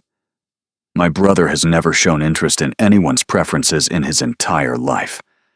The fact that he suddenly cares about yours is significant." Before Marin could respond, the dinner gong sounded, and the guests began moving toward the formal dining room. Calder appeared at her elbow, offering his arm with a small smile that made warmth bloom in her chest. "Shall we?" The Seilid was scheduled for the following evening, the traditional Highland celebration that would mark the official beginning of the winter gathering. Tonight was merely a formal dinner, but the weight of expectation hung heavy in the air. Lady Cressida had positioned herself at the far end of the table, where she held court with Lord Marchmont and several other guests. Her laughter rang out periodically, bright and brittle, her eyes finding Marin's with unsettling frequency. She was planning something. Marin could feel it. "Ignore her," Calder murmured, his voice low enough that only she could hear. "She wants you unsettled." "I'm not unsettled. I'm vigilant." That's a generous interpretation. His hand found hers beneath the table, squeezing briefly. The contact sent warmth spreading through her entire arm. "Whatever she's planning, we'll face it together." Together. Such a simple word. Such a perilous promise. Dinner concluded without incident, and the guests dispersed to the drawing room for conversation and cards. Marin found herself cornered near the fireplace by Lady Thornwood, who pelted her with questions about her family, her education, and her accomplishments. Each answer was received with a small sniff of disapproval, a subtle shake of the head, a condescending smile. "And have you any musical training, Miss Ashford?" "Some. My mother ensured I learned piano and voice." "How? Practical. Though I suppose formal training would have been beyond your family's means." "We prioritized other qualities. Kindness, for instance. Humility." Lady Thornwood's smile froze. "Qualities that will be tested, I'm sure, once you find yourself mistress of an estate like Dunmorrow. So many responsibilities. So many ways to fall short." "Mother." Cressida appeared, her voice honey-sweet. "You're monopolizing Miss Ashford. Surely she'd like to mingle with the other guests." "Of course." Lady Thornwood withdrew with one final pointed look. Cressida remained, studying Marin with that unsettling intensity. "Walk with me, Miss Ashford. There's something I'd like to discuss. Privately." Every instinct screamed warning, but refusing would seem cowardly, and Marin couldn't afford to appear weak. "Of course, Lady Cressida." They moved toward the gallery, away from the warmth and light of the drawing room. Portraits of Blackwood ancestors watched from the walls, their painted eyes following as Cressida led her deeper into shadow. "I'll be direct," Cressida said when they were sufficiently alone. "I know what you are." "I beg your pardon?" "A fortune hunter, a schemer, a desperate woman who saw an opportunity and seized it." Cressida's voice was soft, almost gentle. "I don't blame you, truly. If I were in your position, impoverished, facing a life of drudgery, I might do the same." "You're mistaken. I never sought—" "Please." Cressida held up one elegant hand. "Spare me the protestations of innocence. It insults us both." She moved closer, her perfume cloying in the close air. "Here is what will happen. You will end this engagement. Quietly, gracefully, in a manner that reflects well on everyone involved. You'll claim you realized your feelings were insufficient, or that the demands of the position exceeded your abilities. Whatever story suits you. And if I refuse, then I will make your life very uncomfortable." Cressida's smile didn't waver. "I have resources you cannot imagine, connections in every corner of society. I can ensure that every door in Scotland closes to you. Every position you might seek, every place you might find shelter. Gone. Your family's situation is already precarious, isn't it? Imagine how much worse it could become." Cold swept through Marin's veins. "You would destroy an innocent family to get what you want. I would do whatever is necessary to claim what is rightfully mine. Calder and I have been meant for each other since childhood. Our families have planned this union for decades. And you, a nobody from nowhere, will not stand in my way." The words hit like blows, but Marin refused to flinch. "Has it occurred to you that Calder doesn't want you? That perhaps his happiness matters more than your plans?" "His happiness?" Cressida laughed. "Happiness is a luxury for common people. We are not common. We have duties, responsibilities, and legacies to maintain. Calder will learn to be content with me, as I will learn to be content with him. That is how marriages work among our kind." "That sounds like a prison. That sounds like reality." Cressida's eyes hardened. "You have until the Highland tomorrow evening. End the engagement publicly. Claim whatever excuse preserves your dignity, and leave Dunmorrow forever. Or face the consequences." She swept away without waiting for a response, leaving Marin alone in the gallery, with the painted eyes of generations of Blackwoods watching from the walls. Marin pressed her hand to her chest, trying to slow her racing heart. The threat was real. Cressida had the power to do exactly what she'd promised. And what was Marin, really, but a convenient excuse? A temporary arrangement that had always been destined to end? She should take the offer. Save herself and her family the devastation that would follow if she refused. But when she closed her eyes, all she could see was Calder's face in the library, the vulnerability he'd shown, The way he'd said she made him feel less alone. Was that real? Or was it just part of the performance? She didn't know anymore. And that uncertainty was perhaps the most terrifying thing of all. The Seilid began at sunset. The great hall had been utterly transformed. Tables pushed against the walls, floors polished for dancing until they gleamed like dark honey. Musicians tuning their instruments in the corner with a happy chaos of anticipation. Candles blazed from every surface, hundreds of them, filling the space with golden light that danced across the stone walls like living fire. Garlands of evergreen and holly hung from the rafters, filling the air with the scent of pine and celebration. The fragrance of mulled wine drifted from warming kettles, mingling with wood smoke and the distant sweetness of baking bread. Outside, snow fell in thick curtains, but inside was warmth and music and the promise of celebration. Maren stood at the edge of the crowd in a gown of midnight blue that Ilsa had pressed upon her, watching the dancers swirl and stamp through traditional Highland reels. The energy was infectious. Even the most dignified lords abandoned their composure to leap and spin with the music, their kilts flying, their laughter echoing off the ancient rafters. For a moment, it was possible to forget the dangers lurking beneath the festive surface, but she couldn't shake the cold that had settled in her chest since Cressida's ultimatum. "You look like you're facing an execution rather than a party." Calder appeared beside her, magnificent in formal Highland dress, kilt, sporran, the plaid of his clan draped across one shoulder, pinned with a silver brooch shaped like a stag. The tartan brought out the gray of his eyes, made them seem deeper somehow, more intense. "Is everything all right?" "No, nothing is all right.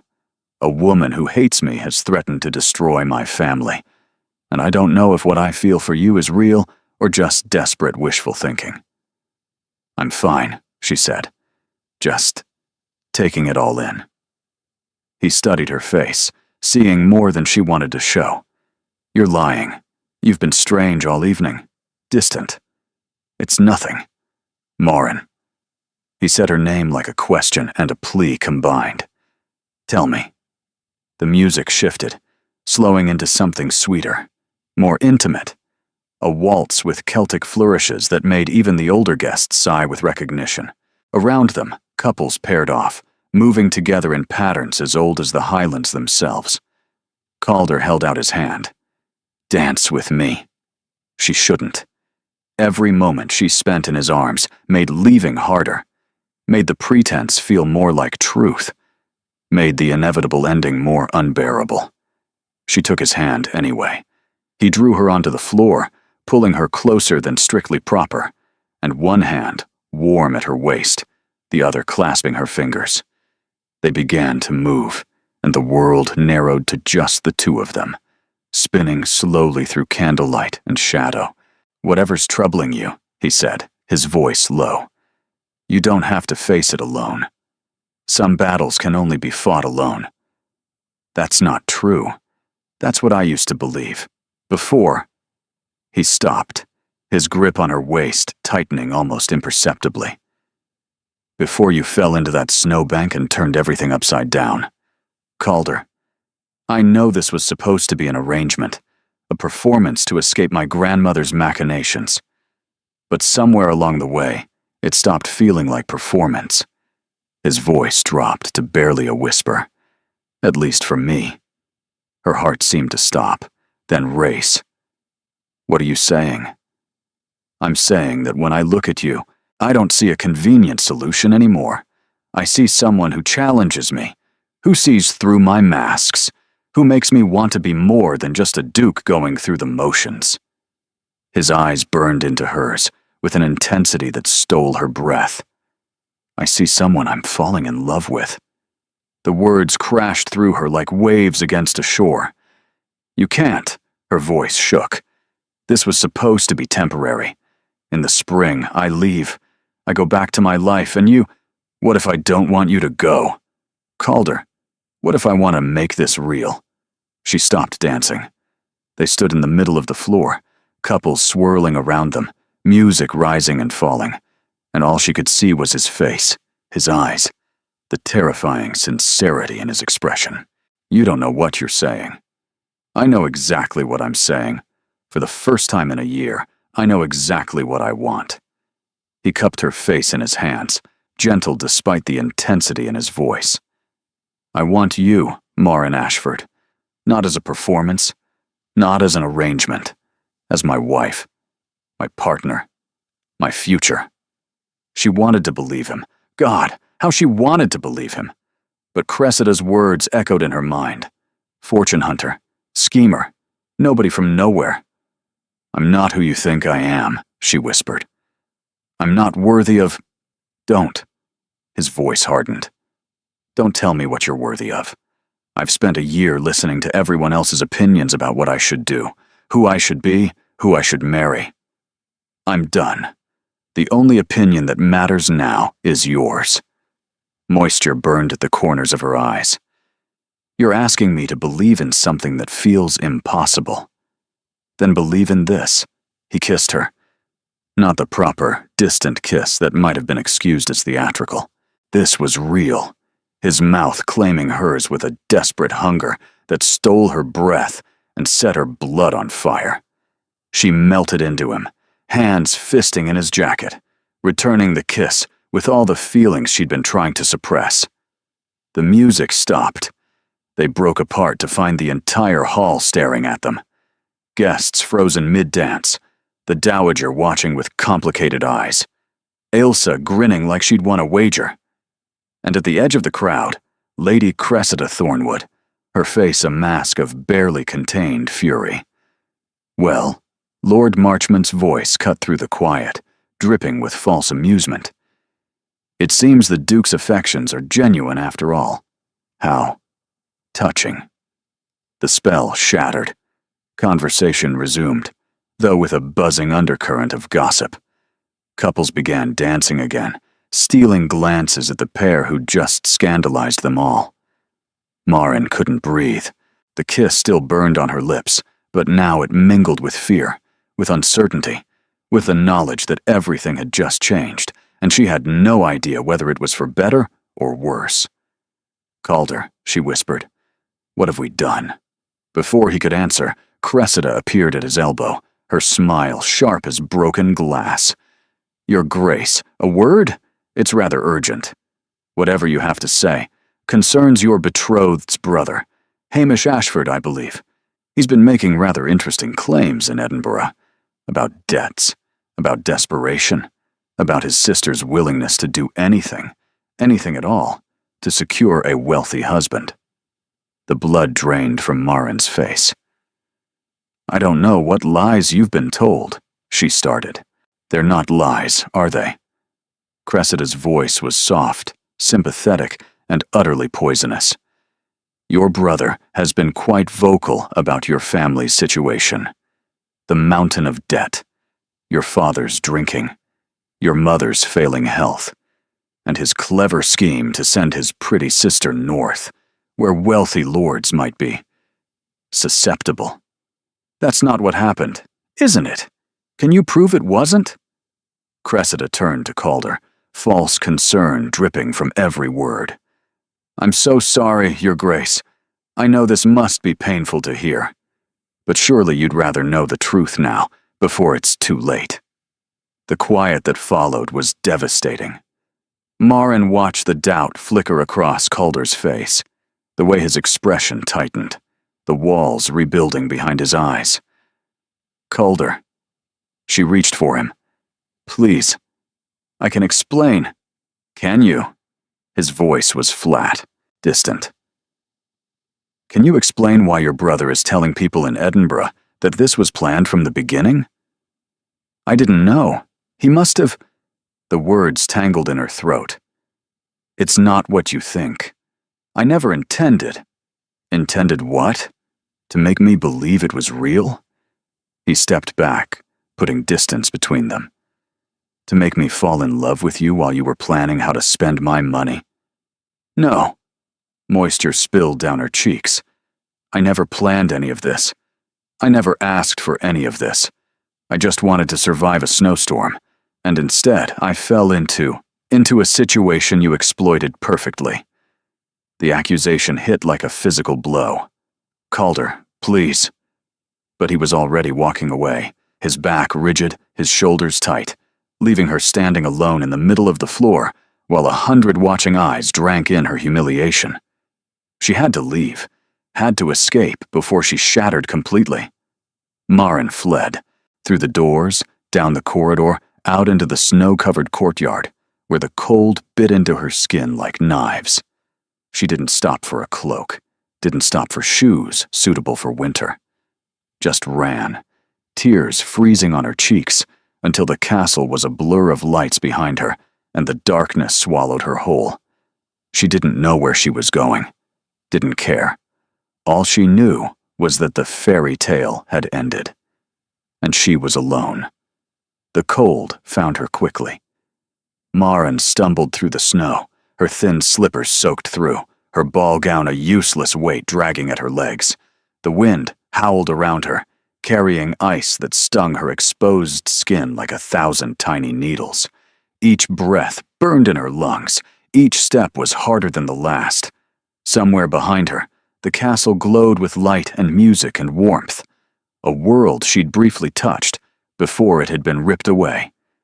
She should go back. She knew she should go back. The rational part of her mind screamed that dying of exposure twice in 1 week would be particularly stupid, that whatever waited at Dunmorrow was better than freezing to death in a ditch, but she couldn't make her feet turn around. Maren!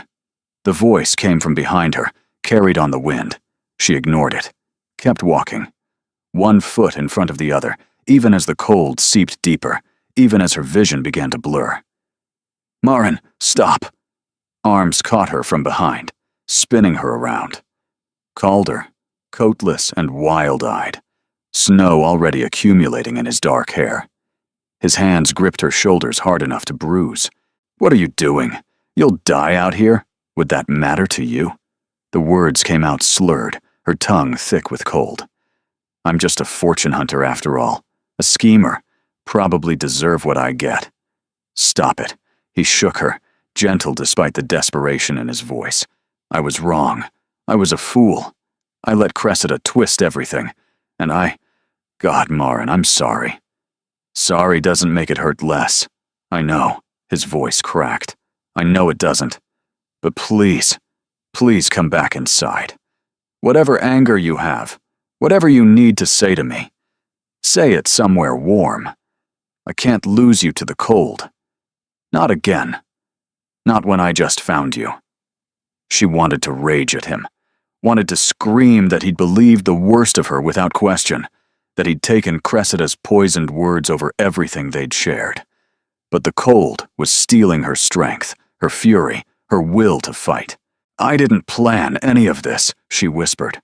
I swear to you. Hamish is a fool who talks too much and understands too little. Whatever he said in Edinburgh, I never asked him to. I never knew. I believe you. Do you? Or are you just saying what you think I want to hear? He pulled her closer, wrapping his arms around her, sharing what little warmth his body still held. I believe you, because Ailsa found me after you left. She told me what Cressida said to you in the gallery yesterday. The threats, the ultimatum. Maren stiffened. She was listening. She was worried about you, with good reason, apparently. He pressed his forehead to hers. Cressida's been planning this for weeks. She had people in Edinburgh spreading rumors, preparing the ground for tonight. When your brother showed up drunk at a tavern and started bragging about his sister's wealthy catch, it was too perfect for her to resist. Hamish. Maren closed her eyes against the pain. Of course, he never could keep quiet about anything. He didn't understand what he was doing. That doesn't excuse it, but... Calder's arms tightened around her. None of this is your fault.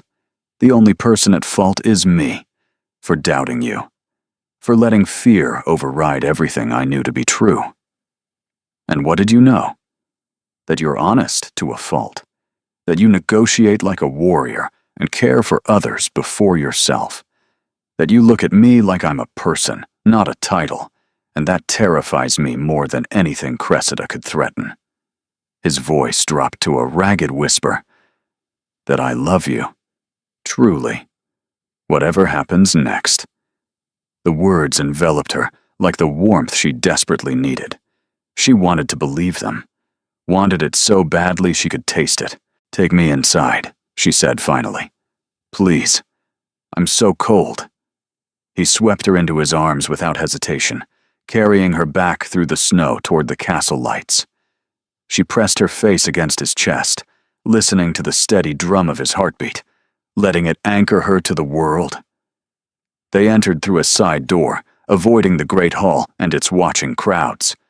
Calder carried her to the library, their space, their sanctuary, where a fire still burned and blankets waited as if someone had known they'd need them. He settled her into a chair before the hearth, wrapping her in wool and fur, chafing her frozen hands between his own. "Ailsa's gathering your things," he said, his voice soft. "Fenella is preparing a hot bath. You need to warm slowly. Frostbite is a risk if we're not careful."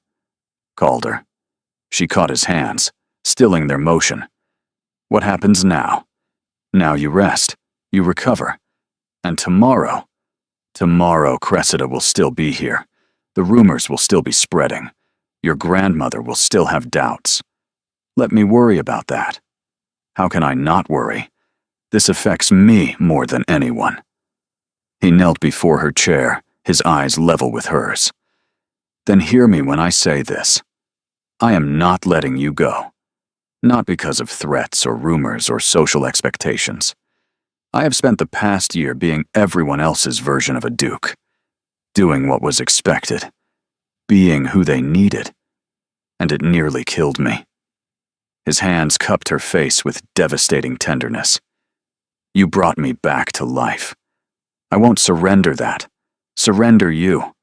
Without a fight." Warmth slipped down her cheeks, tears she couldn't hold back. "Even if it means scandal. Even if it means your grandmother's disapproval. Even if it means all of that and more."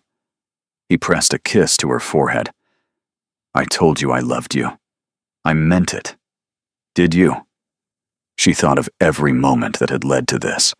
The snowbank and the rescue, the arrangement and the conditions, the library conversations, the shared vulnerabilities, the dance and the kiss, and the devastating accusations. All of it tangled together into something she couldn't untangle if she tried. "Yes," she whispered. "God help me. Yes. I love you." His smile was like sunrise after endless night. "Then that's all that matters. We'll face the rest together." Together. The word had never sounded so much like a promise. Morning brought clarity, and clarity brought purpose. Marin woke in her room to find Ailsa perched on the edge of her bed, a tray of tea balanced on her knees, and a determined expression on her face. "Rise and shine, future sister. We have a war to win. What time is it?" "Early enough that most of the guests are still sleeping off last night's excitement, which gives us approximately 2 hours to prepare before the final day of the gathering begins." Ailsa pressed a cup of tea into her hands, the porcelain warm against her fingers. "Calder's been up since dawn, strategizing with grandmother. Whatever differences they've had, they're united now. Cressida went too far, and everyone knows it." "Everyone?" "Well, everyone who matters. The Dowager is furious, not at you, for once, at Cressida, for trying to manipulate her grandson so blatantly, at herself, for not seeing it sooner." Ailsa's expression softened. "She wants to speak with you, when you're ready." The Dowager's private sitting room felt different this time, less like a battlefield, more like a conference of generals comparing strategies.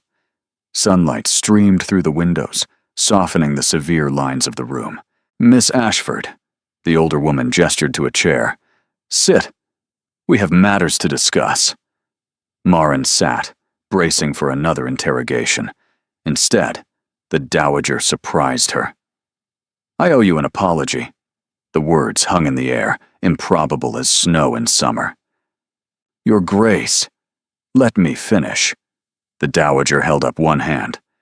"I have spent the past year so focused on securing my grandson's future that I failed to see the serpent I was inviting into our home. Lady Cressida Thornwood is everything I thought I wanted for Calder: suitable, connected, and impeccable. She is also manipulative, cruel, and utterly without conscience. I'm not sure an apology is necessary." "It is."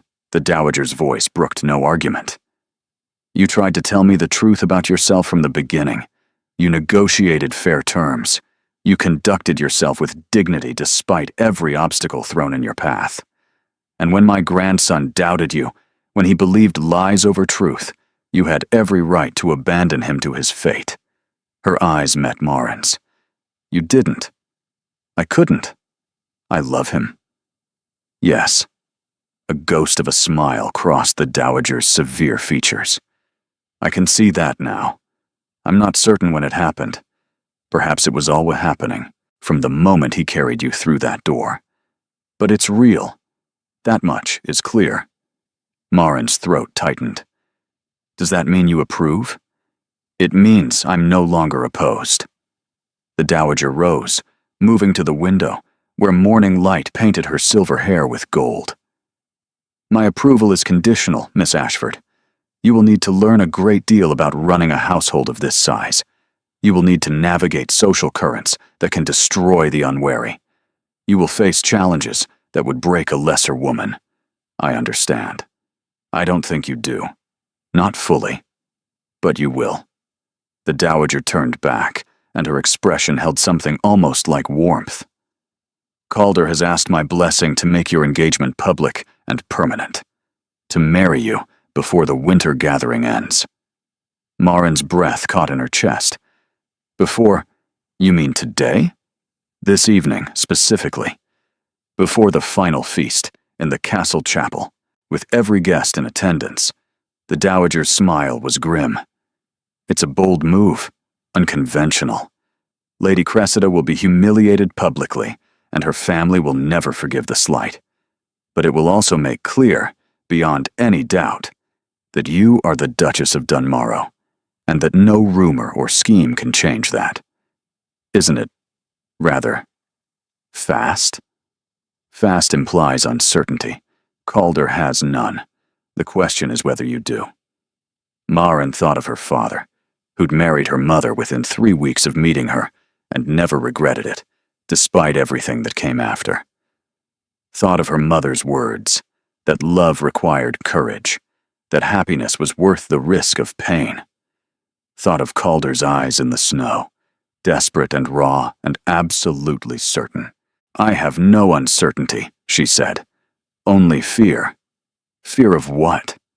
"That I'll fail. That I'll embarrass him. That I'll prove everyone right who said I didn't belong here." The Dowager crossed the room and took Marin's hands. The first time she'd touched her voluntarily, her grip was surprisingly strong. "Listen to me, girl. I have watched every potential bride my grandson has been presented with. Cressida, yes, but dozens of others before her. Women with perfect pedigrees and perfect manners, and absolutely nothing behind their eyes. You are the first one who made him argue with me. The first one who made him laugh. The first one who made him want something beyond duty." Her grip tightened. "You will make mistakes. You will stumble. There will be moments when you feel entirely inadequate for the role you've accepted. But you will also bring life back to this house. Life it has been missing since my son died. Since my grandson retreated into grief and duty and emptiness. That is worth more than any pedigree in Scotland." Marin's eyes blurred with unshed emotion. "Thank you, Your Grace." "Thank me by making him happy." The Dowager released her hands and moved toward the door. "Now go. Ailsa is waiting with a wedding dress, and we have a great deal to accomplish before sunset." The chapel at Dunmorrow was ancient. Stone walls worn smooth by centuries of prayer, their surfaces bearing the marks of countless hands that had touched them, seeking comfort or blessing.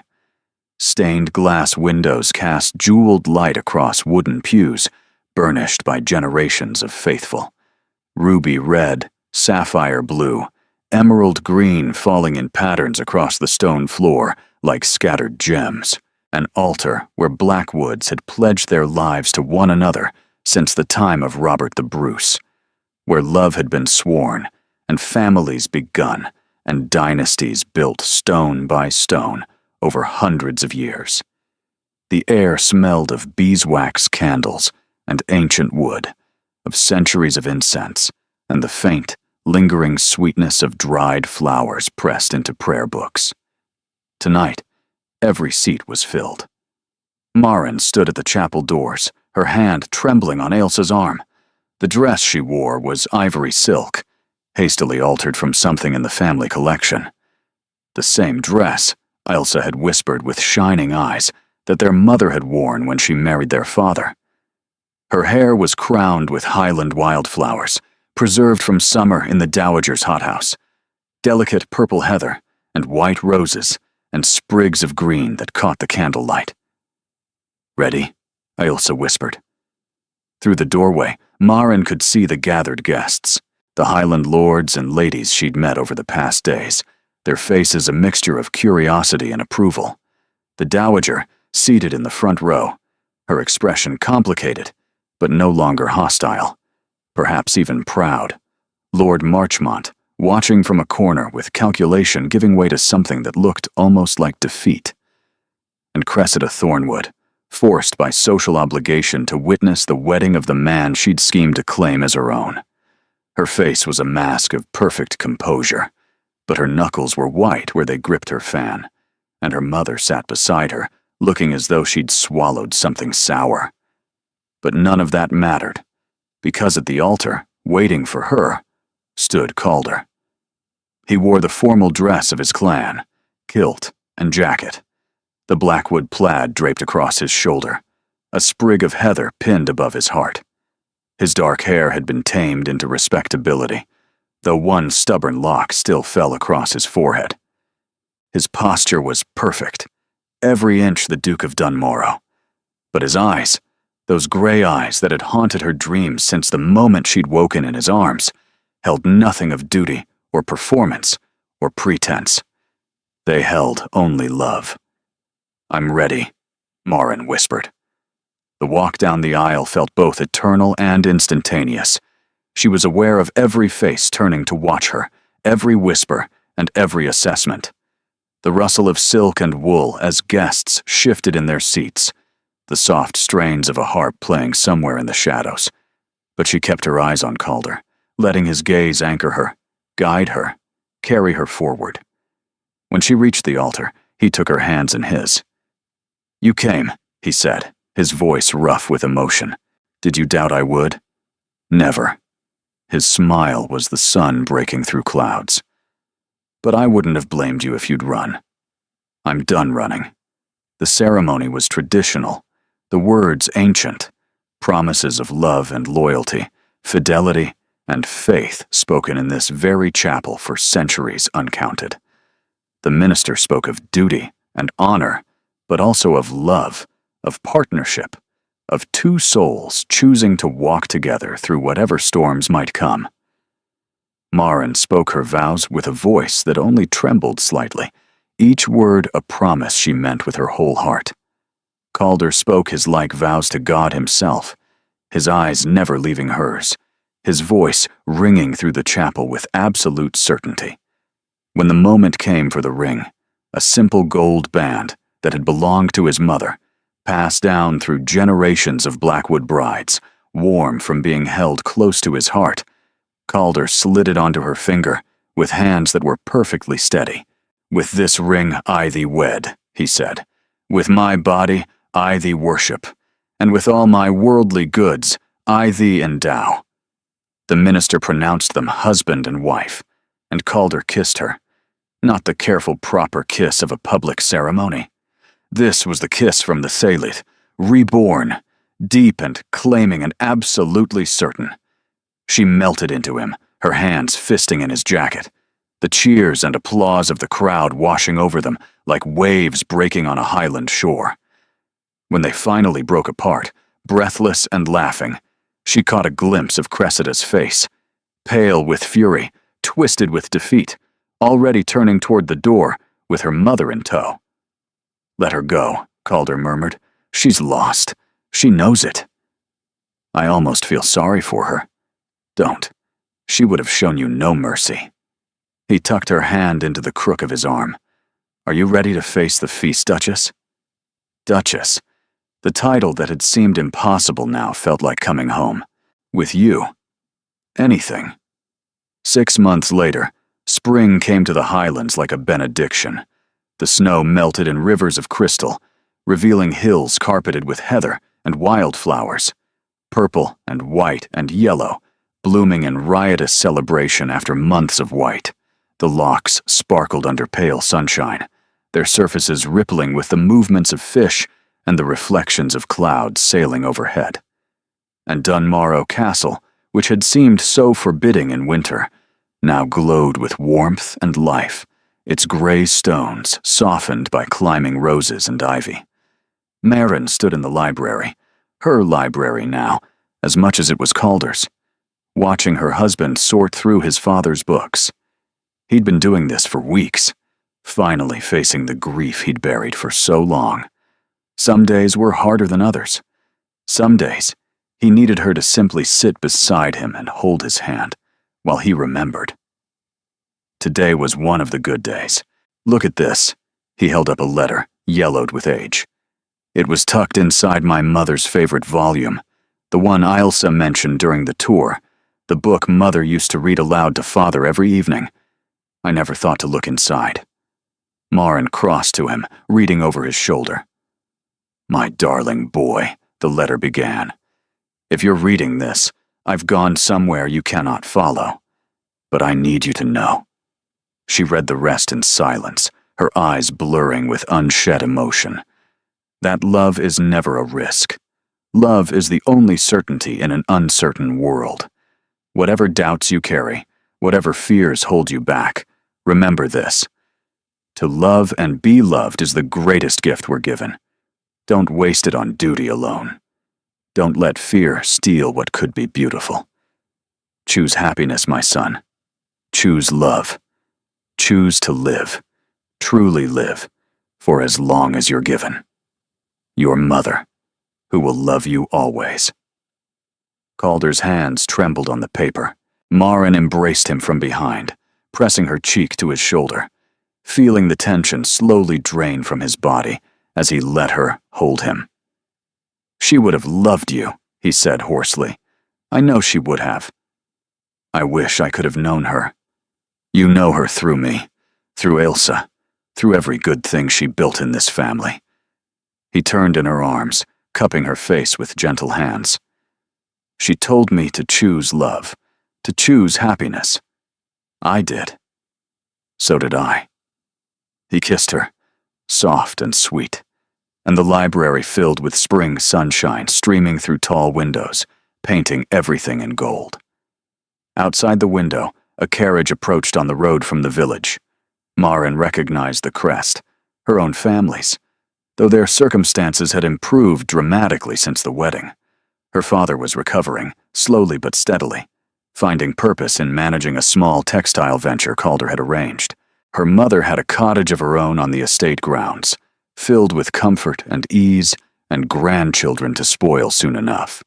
Even Hamish had found honest work as a factor for one of the estate's tenants, kept out of trouble by the combined influence of ducal connections and sisterly threats. "Your mother's arriving early," Calder observed. "She's excited about the news." Maren's hand drifted to her stomach, where a new life had just begun to grow. "We should probably tell her before she guesses on her own. She'll cry. Of course she'll cry. She's my mother." He pulled her close, pressing a kiss to her forehead. "Are you happy?" She thought of the snowbank, where her old life had ended, the arms that had carried her to safety, the impossible bargain that had become an unexpected love, the family she'd found, the home she'd made, the future stretching before them like an endless Highland summer. "Yes," she said simply. completely. And outside the library windows, the world bloomed with possibility. Thank you for listening. You are the reason these stories exist, because you believe in love that conquers fear, in courage that defies expectation, in endings that feel earned and true. If this story touched your heart, consider subscribing for more romances with emotional depth and genuine connection. Until next time, may you find your own happily ever after.